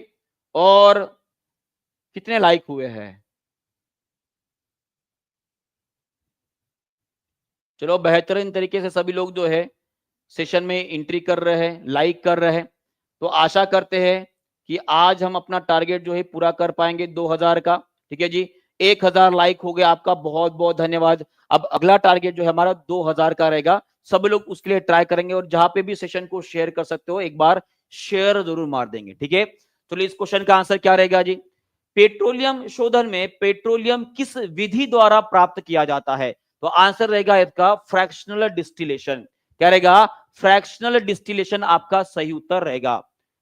फ्रैक्शनल डिस्टिलेशन, अंश विभाजन आसवन जिसे बोलते हैं जी। Option number A is the correct answer. अब यहां पर देखिए 2 पद्धति दिया गया है, एक केमिकल ट्रीटमेंट बोला गया है, एक केमिकल डिस्टिलेशन एंड ऑक्सीडेशन बोला गया है। मुझे पता है ये थोड़ा सा डिटेल में लिखा गया, इसलिए आपने उसको आंसर किया, पर आंसर आपका ऑप्शन नंबर ए ही रहेगा। क्या रहेगा? ऑप्शन नंबर ए ही रहेगा। और फ्रैक्शनल डिस्टिलेशन में आप सभी को पता है कि फ्रैक्शनल डिस्टिलेशन का मतलब क्या होता है, आंशिक आसवन का मतलब क्या होता है। तो यहां पर जो हमारा पेट्रोलियम माने कि जो क्रूड ऑयल होता है, जो काले पदार्थ, जो काला ऑयल होता है भाई साहब, इसे जो है विभिन्न बॉइलिंग पॉइंट के ऊपर, डिफरेंट बॉइलिंग पॉइंट के ऊपर जो है रखा जाता है। और डिफरेंट बॉइलिंग पॉइंट के ऊपर जो है भाई साहब, यहां से पेट्रोलियम पदार्थ, यहाँ पे petrol, butane, kerosene, diesel, fuel oil, ये सभी के सभी पदार्थ जो है अलग किए जाते हैं। इनको हम क्या बोलते हैं? फ्रैक्शनल डिस्टिलेशन मेथड बोलेंगे। क्या बोलेंगे? फ्रैक्शनल डिस्टिलेशन मेथड बोलेंगे। डन है। और उसके साथ और आगे बढ़ते हैं। चलो बताओ, what is the main function of electrolyte in a battery? चलो इसका भी आंसर करेंगे जी। Thank you very much. 1100 like हो गए। अभी हमारे जो बस अब 2000 लाइक और 2000 बच्चे लाइव भी लाना है। 2K लाइव का टारगेट रखे है, उसको पूरा करने में सभी लोग सहायता करेंगे। और इसे मैक्सिमम टू मैक्सिमम जहां पे भी शेयर कर सकते हो, एक बार शेयर जरूर मार देंगे। डन है। चलो इसका आंसर कर देंगे। बैटरी में इलेक्ट्रोलाइट का मुख्य, पहली बात मुझे बताओ कि बैटरी में इलेक्ट्रोलाइट करके किसका इस्तेमाल किया जाता है, किस चीज का इस्तेमाल किया जाता है, इसका भी आंसर मुझे देना है। क्योंकि ये सवाल जो है हमारा बीपीएससी 3.0 में आया हुआ सवाल है। बैटरी में इलेक्ट्रोलाइट करके हम किसका इस्तेमाल करते? तो आपका आंसर आएगा, हम इस्तेमाल करते हैं H2SO4 का इस्तेमाल करते हैं। इसे मैं सल्फ्यूरिक एसिड बोलता हूं। क्या बोलता हूं इसे? इसे हम सल्फ्यूरिक एसिड के नाम से जानते हैं। इसका इस्तेमाल किया जाता है। और उसी तरह ये सल्फ्यूरिक एसिड जो है एक प्रकार से क्या करता है जी, उसमें आयंस फ्लो करने में वो मदद करेगा। क्या करेगा? आयंस फ्लो करने में वो मदद करता है। इसे बात को ध्यान रखना है। माने कि ऑप्शन नंबर बी जो है आपका बिल्कुल करेक्ट आंसर रहेगा। ऑप्शन नंबर बी जो है आपका बिल्कुल करेक्ट आंसर रहेगा। बहुत बढ़िया। और उसी तरह से एक बात और ध्यान में रखना है, इस बात को मैं थोड़ा सा डिटेल में समझाना चाहूंगा, सभी लोग जो है इसे समझने की कोशिश करेंगे। एक टॉपिक है जिसका नाम है chemical effect, chemical effect of electric current. इसे हम क्या बोलते हैं? Chemical effect of electric current के बारे में जो है हमने पढ़ा है, अगर आपको याद आ रहा है। Chemical effect of electric current में हमने ये पढ़ा है कि कौन सा घोल जो होता है, जो कौन सा घोल जो होता है वो करंट को कैरी करता है और कौन कैरी नहीं करता है। और उसी तरह से इसमें हमने कुछ बातें पढ़ी थी, जैसे कि इलेक्ट्रोलिसिस हो गया। हमने क्या पढ़ा था? हमने इलेक्ट्रोलिसिस पढ़ा था। और ये जो भाई साहब उसी तरह से गैल्वेनाइजेशन, उसी तरह से गैल्वेनाइजेशन, ये सभी मेथड जो हमने पढ़ी है जी, ये सभी के सभी हम chemical effect of electric current में पढ़े हैं। अगर मैं आपको एक सवाल पूछूं, अगर मैं आपको सवाल पूछूं कि जो दूध होता है, जो मिल्क होता है, जो मिल्क होता है, क्या ये इलेक्ट्रिसिटी का गुड कंडक्टर है या बैड कंडक्टर है? चलो जी सभी लोग एक बार जो है, सभी लोग कमेंट बॉक्स में एक बार लिख के बता देंगे, क्या दूध माने कि जो मिल्क होता है, is it a good conductor और बैड कंडक्टर ऑफ इलेक्ट्रिसिटी? और उसी तरह से आपको यह बात रखना है कि कोई भी जो घोल होता है, कोई भी अगर घोल होता है, मान लीजिए ये विद्युत का अगर सुचालक है, किसका जी? अगर ये विद्युत का अगर सुचालक होता है, माने कि गुड कंडक्टर अगर होता है, तो ऑब्वियस है इनमें एक विशेषता होती है कि इनके अंदर वो आयंस बनते हैं। क्या बनते हैं? आयंस बनते हैं। और आयंस बनने के लिए हमने पढ़े हैं कि भाई साहब उस घोल में अगर आपने सॉल्ट डाल दिए, उस घोल में अगर आपने कोई बेस माने कि भाई साहब आपका क्षारीय पदार्थ डाल दिए, या उस घोल में आपने कोई अगर छोटा सा एसिड अगर डाल दिए, तो इससे बनने वाला जो घोल रहेगा वो आपका कैसे रहेगा? विद्युत का सुचालक रहेगा। उसी तरह से अगर मैं उन चीजों की बात करता हूं, विद्युत की अगर मैं कुचालक की अगर मैं बात करता हूं, तो कौन से घोल कुचालक रहेंगे? तो आपको याद रखना है कि जहां पे आयंस नहीं बनते, जहां पर आयंस नहीं बनते हैं, तो वो जो आयंस नहीं बन रहे उनको हम बैड कंडक्टर ऑफ इलेक्ट्रिसिटी मानते हैं। जैसे कि अगर मान लीजिए उस घोल में आपने शुगर डाल दिया, मान लीजिए उस घोल में आपने स्टार्च डाल दिया, मान लीजिए उस घोल में आपने कार्बोहाइड्रेट डाल दिया, मान लीजिए उस घोल में आपने कोई पेट्रोलियम पदार्थ डाल दिए, मान लीजिए उस घोल में, मान लीजिए उस घोल में और क्या क्या डाल सकते हैं भाई साहब? शुगर डाल दिया, स्टार्च डाल दिया, कार्बोहाइड्रेट, पेट्रोलियम, और मान लीजिए उस घोल में आपने फैट डाल दिया। तो जितने भी चीजें हैं, ये जितने भी चीजें हैं, इन सभी चीजें डालने की वजह से जो घोल रहे वो हमेशा आपका कैसे रहेगा, कुचालक ही रहेगा। तो आप सभी से सवाल है, देखते हैं कितने लोग इस टॉपिक को समझ पाए हैं। अगर मैंने पानी में अगर मैंने पानी में अगर मैंने पानी में बसा पेट्रोल डाल दिया, तो एक बात मुझे बताइए, यहां से बनने वाला जो घोल रहेगा वो कैसे रहेगा, ये गुड कंडक्टर रहेगा या बैड कंडक्टर रहेगा? सभी लोग एक बार कमेंट बॉक्स में लिख के बताएंगे। और लास्ट टाइम एक सवाल भी पूछा गया था टीआई 3.0 में, पानी में अगर हमने विनेगर डाल दिए, पानी में अगर हमने विनेगर डाल दिए, इससे बनने वाला जो घोल गुड कंडक्टर रहेगा या बैड कंडक्टर रहेगा? सभी लोग कमेंट बॉक्स में आंसर लिख के रहेंगे। और हमारा यह मैराथन होने वाला है, इस बात को भी आपको ध्यान में रखना है। लंबा सेशन चलने वाला है, लगभग 2 बजे तक अपना क्लास होने वाला है। सभी लोग उस तरह से तैयारी कर कर आ गए होंगे। चलो बताओ, पानी में पेट्रोल डाल दी तो भाई साहब ये आपका बैड कंडक्टर माने कि ये कुचालक ही रहेगा। क्या रहेगा? कुचालक ही रहेगा। अगर पानी में आपने विनेगर डाल दिए तो भाई साहब ये आपका गुड कंडक्टर हो जाएगा। और उसी तरह से अगर मान लीजिए आपको पूछा जाता है कि शुष्क शुष्क एसियल एसिड की जो भाप रहेगी वो कैसी रहेगी, क्या वो गुड कंडक्टर रहेगी या बैड कंडक्टर रहेगी? आपको पूछा गया है कि जो ड्राई वेपर्स ऑफ एसियल, क्या बोला गया है? Dry vapours dry vapours of HCl जो होता है वो किस तरह से होता है? तो आपका आंसर रहेगा कि ये कैसे रहेंगे जी, आपकी बैड कंडक्टर रहेंगे। क्या रहेंगे? बैड की। क्यों बैड रहेंगे? क्योंकि इनके अंदर आयंस नहीं बनते हैं, क्योंकि इनके अंदर आयंस नहीं होते हैं। इस बात को आपको ध्यान में रखना है। डन है? डन है। और यहाँ पे देखिए कितने सारे लोग जो है गुड बोल रहे, पर आपको याद रखना है कि अगर आपके ड्राई वेपर्स ऑफ एसिल की बात कर रहा हो तो याद रखेगा वो हमेशा बैड कंडक्टर रहेगा। और उसी तरह से अगर आपको 100% कॉन्संट्रेटेड आपको हाइड्रोक्लोरिक एसिड के बारे में अगर पूछा जाता है, या किसी भी आपको बेस के बारे में पूछा जाता है कि अगर वो 100% अगर प्योर है, तो ये दोनों भी कैसे रहेंगे जो आपके बैड, मान के आपके कैसे रहेंगे, कुचालक रहेंगे। इस बात को आपको ध्यान में रखना है, भूलना नहीं है। डन है। और अगला क्वेश्चन आपके सामने ये रहा, इसका भी आंसर कर देंगे। बताइए इसका आंसर क्या करोगे? फास्ट। बहुत बढ़िया।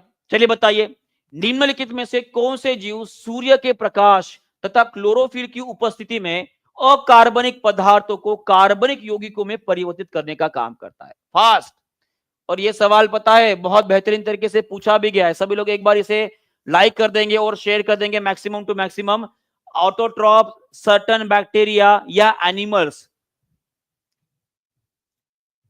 इसका आंसर जिसने लगा है उसकी लाइफ झिंगला समझ लो। पता है क्यों? क्योंकि इस क्वेश्चन का आंसर आपका ऑप्शन नंबर डी रहेगा। क्या रहेगा? Option number D is the correct answer. Option number D is the correct answer. अगर मैं ऑटोट्रॉप्स की बात करता हूं तो हमारे जो प्लांट्स होते हैं ये ऑटोट्रॉप्स होते, बराबर है। इनके अंदर क्लोरोफिल पिगमेंट होता है, इसलिए वो क्या बनाएंगे? खाना बनाएंगे। उसी तरह से कुछ प्रकार के बैक्टीरिया होते हैं। बैक्टीरिया कौन से ग्रुप में आते हैं? ये मोनेरा ग्रुप में आते हैं, हमने पढ़े। तो इनके अंदर पाए जाने वाले कुछ जो बैक्टीरिया होते हैं भाई साहब, ये भी कैसे रहेंगे? जैसे कि इसमें एग्जांपल, जैसे कि ब्लू ग्रीन अलगी है, जिसे हम नॉक्सटॉक के नाम से जानते हैं। इसको हम क्या बोलते हैं? नॉस्टॉक बोलते हैं। ये नॉस्टॉक नाम की जो कोशिका जिनके अंदर होती है भाई साहब, वो कैसे फोटोसिंथेटिक होते। उसी तरह से यूनिसेलुलर में पाया जाने वाला एक ग्रुप है जिसे हम बोलते हैं प्रोटिस्टा। क्या बोलते हैं? प्रोटिस्टा। और इस प्रोटिस्टा के अंदर ये वाला जीव आपको मिलेगा जिसका नाम है आपका यूग्लिना। तो याद रखेगा, जब दिन का समय होता है तो दिन के समय में यह यूग्लिना फोटोसिंथेसिस करता है। क्यों जी? क्योंकि इसके अंदर आपका क्लोरोफिल पिगमेंट होता है। क्या होता है? क्लोरोफिल पिगमेंट होता है। इस बात को आपको ध्यान में रखना है। और इसीलिए आपका आंसर यहां पे क्या आएगा? More than one of about आएगा। एक छोटा सा सवाल आप सभी के लिए, क्या बिना किसी बिना किसी प्रकाश के बिना किसी प्रकाश के कोई जीव कोई जीव कोई जीव बस अब ऑटोट्रॉप्स ऑटोट्रॉप हो सकता है क्या? चलो बताओ, देखते हैं कितने लोग इस क्वेश्चन को कर पाते हैं। देखो मैंने क्वेश्चन कैसे पूछा है, ये क्वेश्चन में घुमाने की कोशिश कर रहा हूं आपको देखते शब्दों में जो घूमेगा नहीं वो सही से उत्तर करेगा। क्या बिना किसी प्रकाश के कोई जीव ऑटोट्रॉप्स हो सकता है क्या? मान कि स्वपोषी हो सकता है क्या? क्या वो स्वपोषी हो सकता है, हाँ या ना? अगर आपका आंसर हाँ आ रहा है तो उसका उदाहरण मुझे लिख के बता दोगे। जी हाँ, बिल्कुल सही बात बोले आपने कि स्वपोषी हो सकता है। उसका उदाहरण मुझे बता देंगे। ऐसे बैक्टीरिया जो समंदर की बहुत ज्यादा गहराई में रहते हैं, ऐसे बैक्टीरिया माने कि जीवाणु जो होते हैं, जो क्या करते हैं, कौन सी प्रोसेस करते हैं? वो करते हैं आपका केमोसिंथेसिस करते हैं। क्या करते हैं? केमोसिंथेसिस करते हैं। जहां पे जो भाई साहब ज्वालामुखी पानी से और उनको धुएं से निकलने वाले जो सल्फाइड्स वगैरह होते हैं भाई साहब, उनसे वो खाना बनाते हैं। वहां पे सन की या सूर्य की ऊर्जा की वो बिल्कुल भी इस्तेमाल ना करते हुए वो बनाते हैं, उनको बोलेंगे हम केमोसिंथेसिस। और मैं आपको बताना चाहूंगा, जितने लोग आप फाइटोप्लैंक्टन बोल रहे हो, जितने लोग आप फाइटोप्लैंक्टन बोल रहे हो भाई साहब, इनके नाम में ही आपका फाइटो आ रहा है, तो अभी से वो लाइट का इस्तेमाल करते हैं। ये लाइट का इस्तेमाल करते हैं, आपको याद रखना है। तो ये तो आपने गलत बता दिया। आपका आंसर रहेगा केमोसिंथेटिक बैक्टीरिया जो होते हैं। क्या होते हैं? केमोसिंथेटिक बैक्टीरिया जो होते हैं वो क्या करते हैं जी? ऑटोट्रॉप्स हो सकते हैं। डन है। चलो अगला क्वेश्चन। अब कुछ क्वेश्चन जो है हम भाई साहब बायोलॉजिकल क्लासिफिकेशन से देखते हैं। किससे? बायोलॉजिकल क्लासिफिकेशन से देखते हैं। सभी लोग इसके आंसर करने की कोशिश करेंगे। चलो बताओ। पहला क्वेश्चन ये बोला गया है, कौन सा जगत एक कोशीय यूकैरियोटिक और अधिकतर जलजीवी होते हैं? Answer fast. और सभी लोग बेहतरीन आंसर कर रहे हैं। 1.3 के लाइक्स हमारे हो चुके हैं। तो सभी लोग जो इस सेशन को एक बार जहां पे भी शेयर करना चाहते हो शेयर जरूर कर देंगे, क्योंकि हमने टारगेट रखा है कि आज कम से कम जो है 1500 और मैक्सिमम जो है 2000 बच्चों को लाइव बिठाना है। तो सभी लोग एक बार शेयर को क्लास को जहां भी शेयर करना चाहते हो शेयर जरूर कर देंगे। ठीक है जी। चलो फास्ट आंसर करेंगे। इस क्वेश्चन का आंसर क्या रहेगा? फास्ट। सभी लोग बी बोल रहे हैं। बहुत बढ़िया जी। तो इसका उत्तर क्या रहेगा? आपका प्रोटिस्टा रहेगा। क्या रहेगा? प्रोटिस्टा रहेगा। जैसे अभी अभी हमने पढ़े, किंगडम के अंदर एक कोशीय जीव अगर होते तो भाई साहब वो दो होते। कौन से होते हैं? एक होता है आपका मोनेरा, एक होता है आपका मोनेरा, और एक होता है आपका प्रोटिस्टा। एक होता है आपका प्रोटिस्टा। अगर मैं मोनेरा की बात करूंगा तो भाई साहब ये किस में आते हैं? ये आते हैं आपके प्रोकैरियोटिक के अंदर आते हैं। किसके अंदर आते हैं? ये प्रोकैरियोटिक के अंदर आते हैं। और प्रोटिस्टा जो आते हैं आपके यूकैरियोटिक के अंदर आते हैं। किसके अंदर? यूकैरियोटिक। अगर मान लीजिए यहाँ पे यूकैरियोटिक की जगह पर मान लीजिए आपके प्रोकैरियोटिक अगर लिखा होता तो उस टाइम पे आपका आंसर क्या आता? मोनेरा आता। उस टाइम पे आपका आंसर क्या था? मोनेरा आता। चलो देखते हैं। अगला सवाल आपके सामने ये रहा, आपके स्क्रीन के ऊपर। इसका भी आंसर कर देंगे। देखो क्या पूछा गया है। Which kingdom includes organism that are heterotropics and lack a cell wall? यहाँ पे पूछा गया है कि कौन से ऐसे किंगडम है जिनके अंदर जो जीव पाए जाते हैं वो हेट्रोट्रॉपिक होते, मान कि परपोषी होते हैं, और इनके ऊपर भाई साहब सेल वॉल नहीं होता है। चलिए देखो, क्वेश्चन कैसे घुमा फिरा कर आपको पूछा जा सकता है, वो सभी बातें जो आपको यहां पर पता चल रही है। और मैं आपको बताना चाहूंगा कि हमारे क्लास में सबसे ज्यादा कमेंट करने वाले जो टॉप फैंस है हमारे सेशन में, सबसे ज्यादा करने वाले जो है वो कौन है जी? वो सोनी कुमारी जो है वो पहले नंबर पे है। बीपीसी एस्पिरेंट जो सेकंड नंबर पे है। उसके बाद तबासुम परवीन जी जो है वो थर्ड नंबर पे। उसके बाद जो शिक्षा यादव जी है, नीतू शर्मा जी है, पिंकी कुमारी जी है, मोहम्मद वसीम अकरम जी है, मोहम्मद फैज जी है, अनुरॉय जी है, सूरज कुमार जी है, और मोनिका शर्मा जी है। बहुत बढ़िया जी। इसी तरह से आपको जो है कमेंट करते रहना है और आगे बढ़ते रहना है। बहुत बढ़िया जी। जितने ज्यादा कमेंट करोगे उतनी ही चीजें आपको याद होती जाएगी। तो इस क्वेश्चन का आंसर क्या रहेगा जी? Lack of cell wall. देखो हेट्रोट्रॉपिक में बहुत सारे जीव आते हैं। इसमें आपके कौन कौन आएंगे जी? बताओ। फंगी आती है, प्लांट आते हैं, और एनिमल तीनों भी आते हैं। पर एक बात याद रखना है कि फंगी और प्लांट जो है इनके ऊपर सेल वॉल पाई जाती है। इनके ऊपर सेल वॉल पाई जाती है। तो यहाँ पे लैक ऑफ सेल वॉल बोला गया है। तो option number C is the correct answer. Option number C is the correct answer. और उसी तरह से मुझे लिख के बताओगे कि कवक के ऊपर जो सेल वॉल होती है वो किससे बनी होती है? प्लांट्स के ऊपर जो सेल वॉल होती है किससे बनी होती है? आपका आंसर रहेगा कि जो कवक होते हैं इसके ऊपर काइटिन से बनी हुई, काइटिन से बनी हुई। प्लांट्स के ऊपर सेलुलोज से बनी हुई है। और जिनको पता है कि बैक्टीरिया के ऊपर किससे बनी हुई से जो है भाई साहब सेल वॉल पाई जाती है, इसका आंसर आप कमेंट बॉक्स में कर दोगे। आगे बढ़ते हैं, अगला सवाल आपके सामने ये रहा। चलो बताओ, निम्नलिखित में से कौन सा जगत बहुकोशीय स्वपोषी जीवों को शामिल करता है? यहां पे बोला गया है कि बहुकोशीय माने कि मल्टी सेलुलर ऑर्गेनिज्म और ऑटोट्रॉपिक ऑर्गेनिज्म जो है with cell wall made of cellulose. यहाँ पे तो पूरी की पूरी बातें ही आपको बता दी, तो इसका सिंपल सा आंसर रहेगा आपका प्लांट रहेगा। क्या रहेगा? प्लांट रहेगा। इस बात को आपको ध्यान में रखना है। डन है, यहां तक क्लियर है। थोड़ा सा और आगे बढ़ते, चलो इस क्वेश्चन का भी आंसर कर देंगे। पादप और जंतु ऊतक जो होते हैं, इनके बीच का मुख्य संरचनात्मक अंतर क्या रहेगा? चलो जी, बहुत बढ़िया, पेप्टिडोग्लाइकेन। बहुत बढ़िया जी, सभी लोगों ने बिल्कुल सही लिख दे किया कि भाई साहब अगर बैक्टीरिया की बात हो रही है, किसकी? बैक्टीरिया की बात हो रही है, तो इसके ऊपर जो सेल वॉल होती है, वो सेल वॉल किससे बनी होती है? ये सेल वॉल बनी होती है आपकी पेप्टिडोग्लाइकेन से बनी होती है। बहुत बढ़िया, किससे बनी होती है? पेप्टिडोग्लाइकेन से बनी होती है। बहुत जबरदस्त। इस क्वेश्चन का भी आंसर कर देंगे कि पादप और जंतु ऊतक जो होते हैं, इनके बीच का मुख्य संरचनात्मक अंतर क्या रहेगा? मुख्य संरचनात्मक अंतर क्या रहेगा? Plant cell lack a nucleus, जी नहीं, इसके अंदर न्यूक्लियस नहीं होता है क्या? जी नहीं, गलत बात बोला। एनिमल से हैव द सेल वॉल, जी नहीं, ये गलत बात बोली है। Plant cell contain the chloroplast and rigid cell wall, तो ऑप्शन नंबर सी आपका सही उत्तर रहेगा। Plant cell store the energy in the form of starch बोला गया है। ये सभी के सभी ऑप्शन आपके गलत रहेंगे। Option number C is the correct answer. बहुत बढ़िया। और एक बात मुझे बताइए, ऐसी कौन सी कोशिका होती है जिनके अंदर न्यूक्लियस नहीं पाया जाता है? इनके अंदर न्यूक्लियस नहीं पाया जाता है, नहीं होता है, उसका आंसर क्या करोगे जी? इसका आंसर आपका क्या रहेगा? इसे हम प्रोकैरियोटिक्स बोलते हैं। इनको हम क्या बोलते हैं? प्रोकैरियोटिक्स बोलते हैं। यहां पर डन है, यहां पे सबको समझ में आ गया जी? चलो बहुत बढ़िया जी।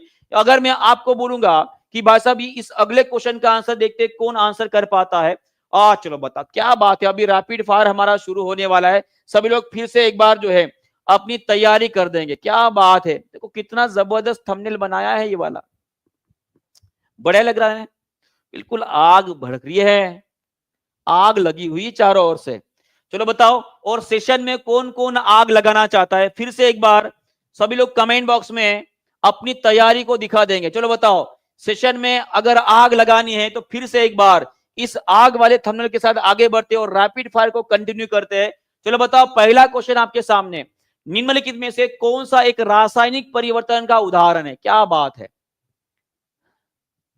बहुत बढ़िया जी। चलो बताओ, इसका आंसर कर देंगे कि निम्नलिखित में से कौन सा एक रासायनिक परिवर्तन का उदाहरण है? रासायनिक माने कि केमिकल चेंज का उदाहरण बोला गया है। Melting of wax, heating of iron, dissolution of water, sugar in water, और burning of magnesium in the air. चलो बताओ, ये यूपीएससी ईपीएफओ में पूछा गया क्वेश्चन है 2023 का। चलो बताओ, रासायनिक परिवर्तन का उदाहरण रहेगा। अब यहां पर आपको याद रखना है कि burning of magnesium in the air जो है, यह आपके रासायनिक परिवर्तन का उदाहरण है। एक बात मुझे बताओ, ये मेल्टिंग ऑफ वैक्स, ये कौन सा उदाहरण है जी?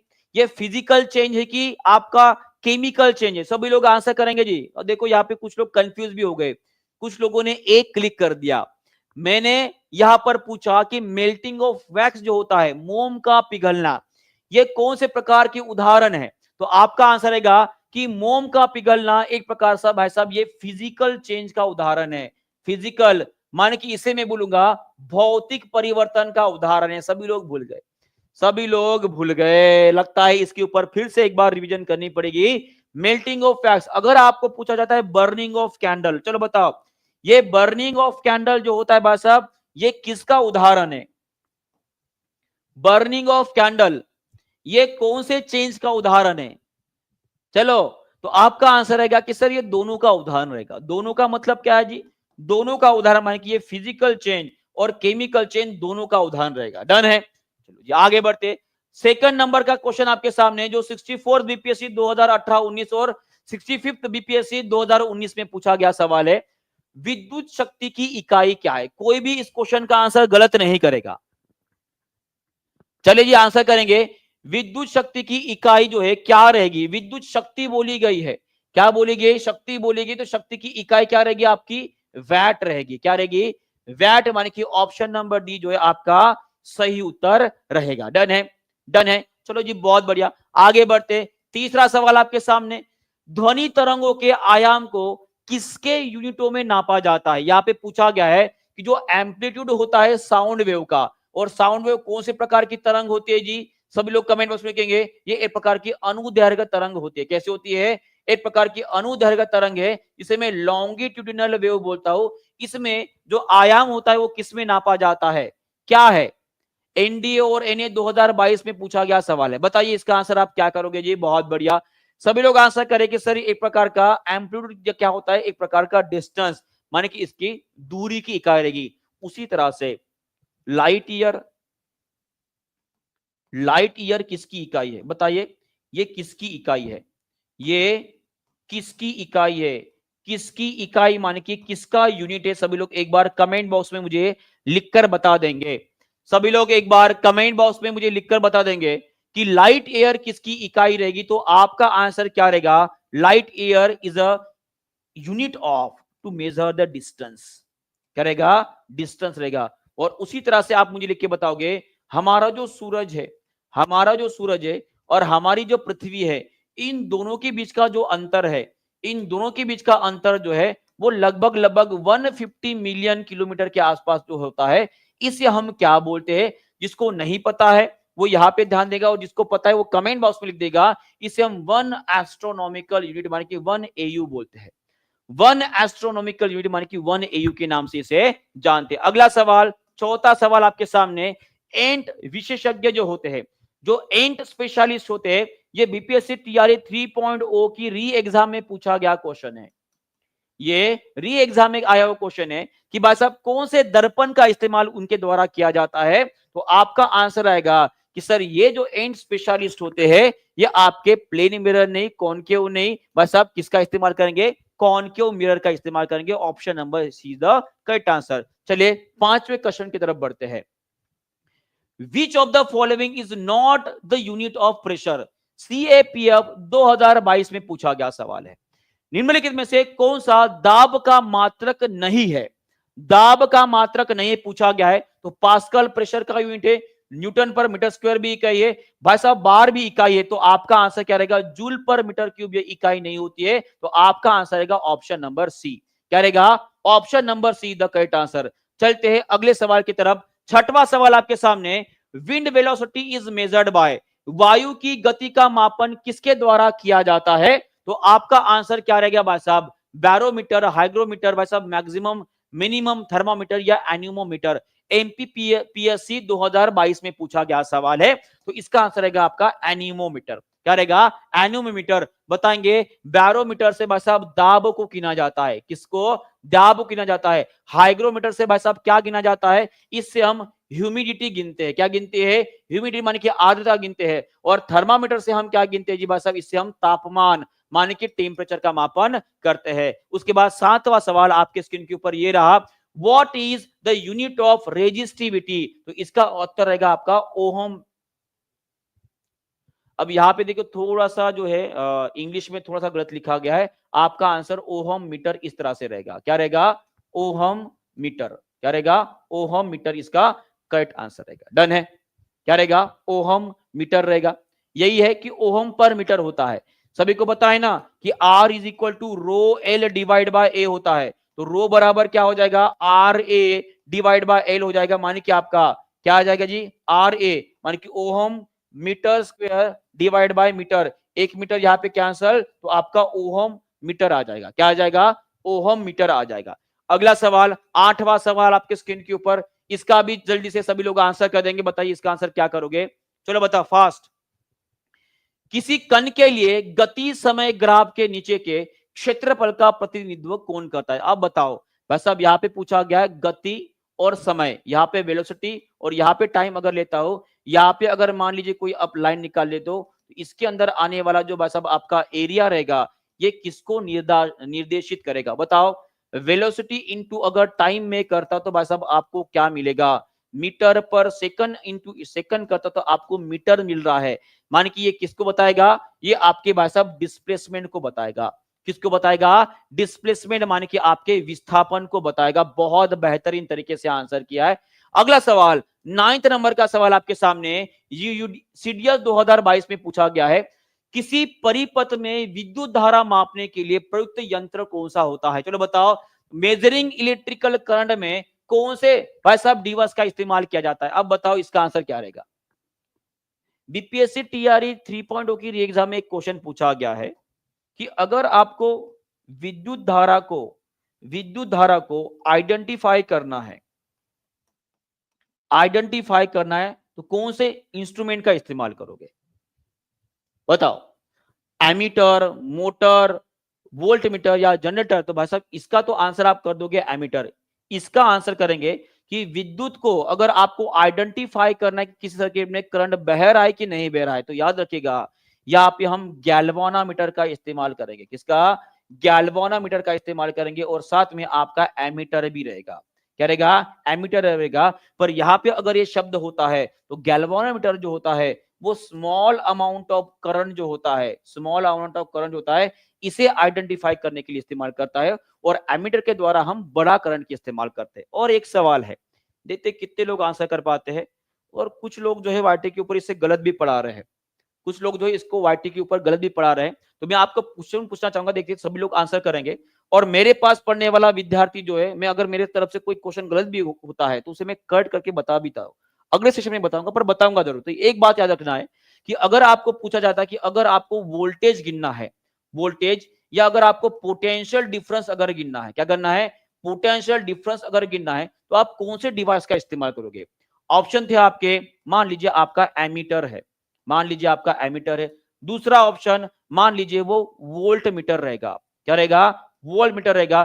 तीसरा ऑप्शन जो है मान लीजिए आपका गैल्वानोमीटर दिया है। क्या दिया है? गैल्वानोमीटर आपको दिया गया है। ऑप्शन नंबर ये ए, ये बी, ये सी और डी दिया है आपको more than one of above. क्या रहेगा? More than one of above. और ऑप्शन नंबर ई होता है आपका नन ऑफ अबव। एक्चुअली ये क्वेश्चन मैं इसलिए ले रहा हूं क्योंकि कुछ बच्चों ने जो है वो स्क्रीनशॉट लेकर मुझे भेजा था कि सर हमने यहाँ पर जो है इसका आंसर ये बताया है सर ने, क्यों, तो क्या ये सही है या गलत है? देखो यहाँ पे बहुत सारे लोग जो है वोल्ट मीटर बोल रहे हैं, तो मुझे नहीं लगता आपने कहां पर पढ़ा, पर जिस बच्चे ने मुझे उसका स्क्रीनशॉट भेजा, इसका आंसर सीधा सीधा एनसीईआरटी में आपको मिल जाएगा। सीधा सीधा डायरेक्टली लिखा गया है कि जो भाई साहब वोल्टेज होता है, ये वोल्टेज का मापन करने के लिए हम दो डिवाइसेस का इस्तेमाल कर सकते हैं। एक तो आपका वोल्ट मीटर आप सभी ने बता दिया, पर साथ में इसमें हम गैल्वानोमीटर का भी इस्तेमाल कर सकते हैं अगर उसको सर्किट में पैरेलली कनेक्ट कर ले। तो आपका आंसर क्या आएगा? इसका आंसर आपका more than one of above, माने कि ऑप्शन नंबर डी आएगा। क्या सभी को इसका डाउट क्लियर हो गया? तो कोई भी आज से ये नहीं बोलेगा कि सर वोल्टेज या पोटेंशियल डिफरेंस का मापन करने के लिए हम केवल वोल्ट मीटर का ही इस्तेमाल कर सकते। जी नहीं, हम गैल्वानोमीटर का भी इस्तेमाल कर सकते हैं। तो ऑप्शन नंबर डी आपका करेक्ट आंसर रहेगा। डन है? यहां पे क्लियर है? चलो बहुत बढ़िया। चलो 10वें नंबर का सवाल आपका जो यूपीएससी सीएससी 2018 में पूछा गया है, इसका भी आंसर सभी लोग एक बार कर देंगे।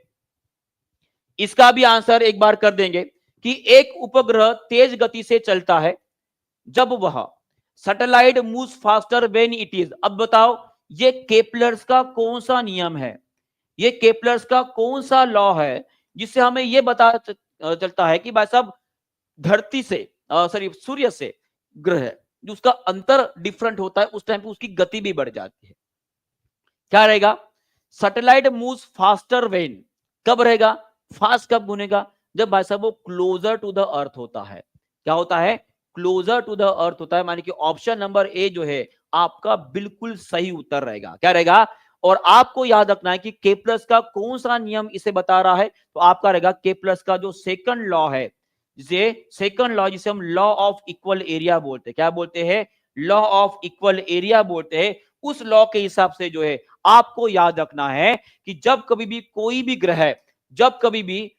भी ग्रह अगर मान लीजिए सूर्य या किसी और ग्रह के पास में होता है तो पहले नियम के हिसाब से जो ग्रह होते हैं वो सूरज के आजू बाजू इलिप्टिकल ऑर्बिट में घूमते हैं। बराबर है? अब जब कोई भी ग्रह अगर हमारे सूर्य के पास या दूसरे किसी एक मेन ग्रह के पास होती है तो भाई साहब यहां पर ये इसकी जो गति है वो बढ़ जाती है, इसकी वेलोसिटी क्या हो जाएगी, बढ़ जाएगी। और मान लीजिए वो इतना एरिया कवर कर रहा है, इसे मैं A1 बोलूंगा। पर यही ग्रह जब दूर होता है तो ऑब्वियस है इसकी जो गति होती है वो कम हो जाएगी, और ये कम से कम दूरी तय करता है। तो ऑब्वियस है यहां पर बस एक बात आपको ध्यान में रखना है कि यहाँ पे एरिया A1, यहाँ पे एरिया A1 और यहाँ पे एरिया A2 जो आपको नजर आ रहा है, ये दोनों एरिया कैसे रहेंगे जी, A1 is equal to AT होता है। और ये कौन बता रहा है, आपका केपलर्स का सेकंड लॉ बता रहा है। कौन बता रहा है, केपलर्स का सेकंड लॉ बता रहा है। और थर्ड नियम के हिसाब से याद रखेगा, the time period of any planet revolving around the earth is directly proportional to the cube of the semi major axis। ये आपका थर्ड लॉ है, ये क्या आपका थर्ड लॉ है। चलिए आगे बढ़ते, चलो 11वें नंबर का सवाल आपके सामने ये रहा। इसका भी आंसर सभी लोग कमेंट बॉक्स में ठोक देंगे, बताइए इसका आंसर क्या रहेगा फास्ट। और आपका बहुत बहुत धन्यवाद, आपने 1.5 के लाइक जो है ये पूरे कर दिया, आपका बहुत बहुत धन्यवाद। और बाकी भी लोग जिन्होंने अभी तक सेशन को लाइक नहीं किया, एक बार लाइक कर देंगे जी। चलो बताओ इस क्वेश्चन का आंसर आप क्या करोगे fast. Which of the following is not correctly match, निम्नलिखित में से कौन सा सही सुमेलित नहीं है। वोल्ट मीटर ये पोटेंशियल डिफरेंस को मेजर करेगा, एमीटर इलेक्ट्रिक करंट को मेजर करेगा, पोटेंशियोमीटर ये इलेक्ट्रोमोटिव फोर्स को डिफाइन करता है, और गैल्वेनोमीटर भाई साहब इलेक्ट्रिक रेजिस्टेंस ये कब आया। तो आपका आंसर क्या रहेगा, ये तो गलत बताया गया है, तो आंसर आपका ऑप्शन नंबर डी आएगा। क्या आएगा, option number D is the correct answer. Galvanometer से हम इलेक्ट्रिक करंट का मापन नहीं कर सकते हैं। डन है, याद रखेगा। चलो अगला बढ़ते, 12वें नंबर का सवाल आपके सामने ये रहा, इसका भी आंसर जल्दी से कर देंगे। चाल और वेग के बारे में, चाल और वेग के बारे में निम्नलिखित में से कौन सा कथन सही है, बताइए। यहां पे पूछा गया है स्पीड और वेलोसिटी के बारे में कौन सा स्टेटमेंट आपका बिल्कुल सही है, तो आपका आंसर रहेगा स्पीड इज अ वेक्टर नहीं जी, गलत बात है, गलत बात है, स्पीड इज स्केलर। हाँ, option number D is the correct answer. सभी का वही आया है, सभी का वही आंसर आया है, option number D is the correct answer. Done है, चलो आगे बढ़ते। 13 नंबर का सवाल जो 67 बीपीएससी में 2021 में पूछा गया है। यहां पे पूछा गया कौन सी एक सदिश राशि नहीं है, नॉट एंड सदिश मान के वेक्टर मान के आपको स्केलर के बारे में पूछा गया है। किसके बारे में, स्केलर के बारे में पूछा गया। देखते हैं कितने लोग इसका आंसर कर पाते हैं, फास्ट आंसर करेंगे सभी लोग, जल्दी जल्दी फास्ट।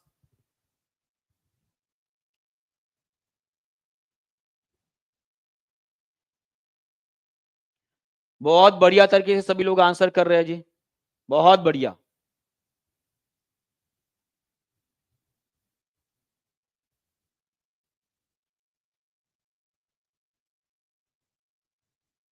बहुत बढ़िया, बहुत बढ़िया, बहुत अच्छे से सभी लोग आंसर कर रहे हैं, बहुत अच्छे से सभी लोग आंसर कर रहे हैं। इसका आंसर सभी ने बेहतरीन तरीके से दे दिया है। बताओ कौन सी सदिश राशि नहीं है, कौन सी एक वेक्टर क्वांटिटी नहीं है, तो आपका आंसर रहेगा ऑप्शन नंबर ए मानी की स्पीड।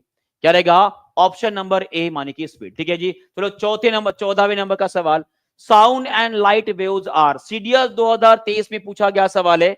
सभी लोग एक बार फिर से एक बार आंसर इसका बता देंगे, बताइए इसका आंसर आप क्या करोगे फास्ट।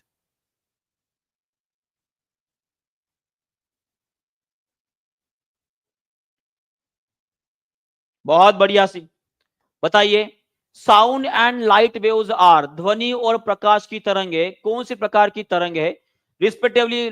हाँ बताइए, ध्वनि जो है एक प्रकार की लॉन्गिट्यूडिनल वेव होती है, अनुदैर्घ्य तरंग होती है, और लाइट जो है आपकी ट्रांसवर्स मान की अनुप्रस्थ तरंग होती है। तो ऑप्शन नंबर ए जो है आपका सही उत्तर रहने वाला है, ऑप्शन नंबर ए जो है आपका सही उत्तर रहने वाला है। डन है, चलिए जी बहुत बढ़िया, सभी लोग बहुत बेहतरीन तरीके से आंसर कर रहे हैं। और अगला सवाल आपको बताना चाहूंगा, चलो अगला सवाल आपके सामने ये रहा, सीडीएस 2022 में पूछा गया, इसका भी आंसर कर देंगे सब लोग जल्दी से फास्ट।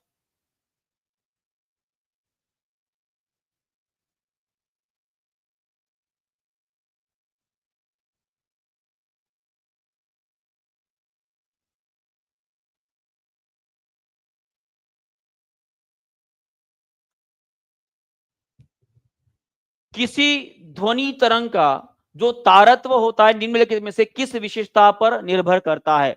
आपको बोला गया है कि पिच जो होता है भाई साहब किस पे डिपेंड करता है, ये आपके फ्रीक्वेंसी के ऊपर डिपेंड करता है। किसके ऊपर?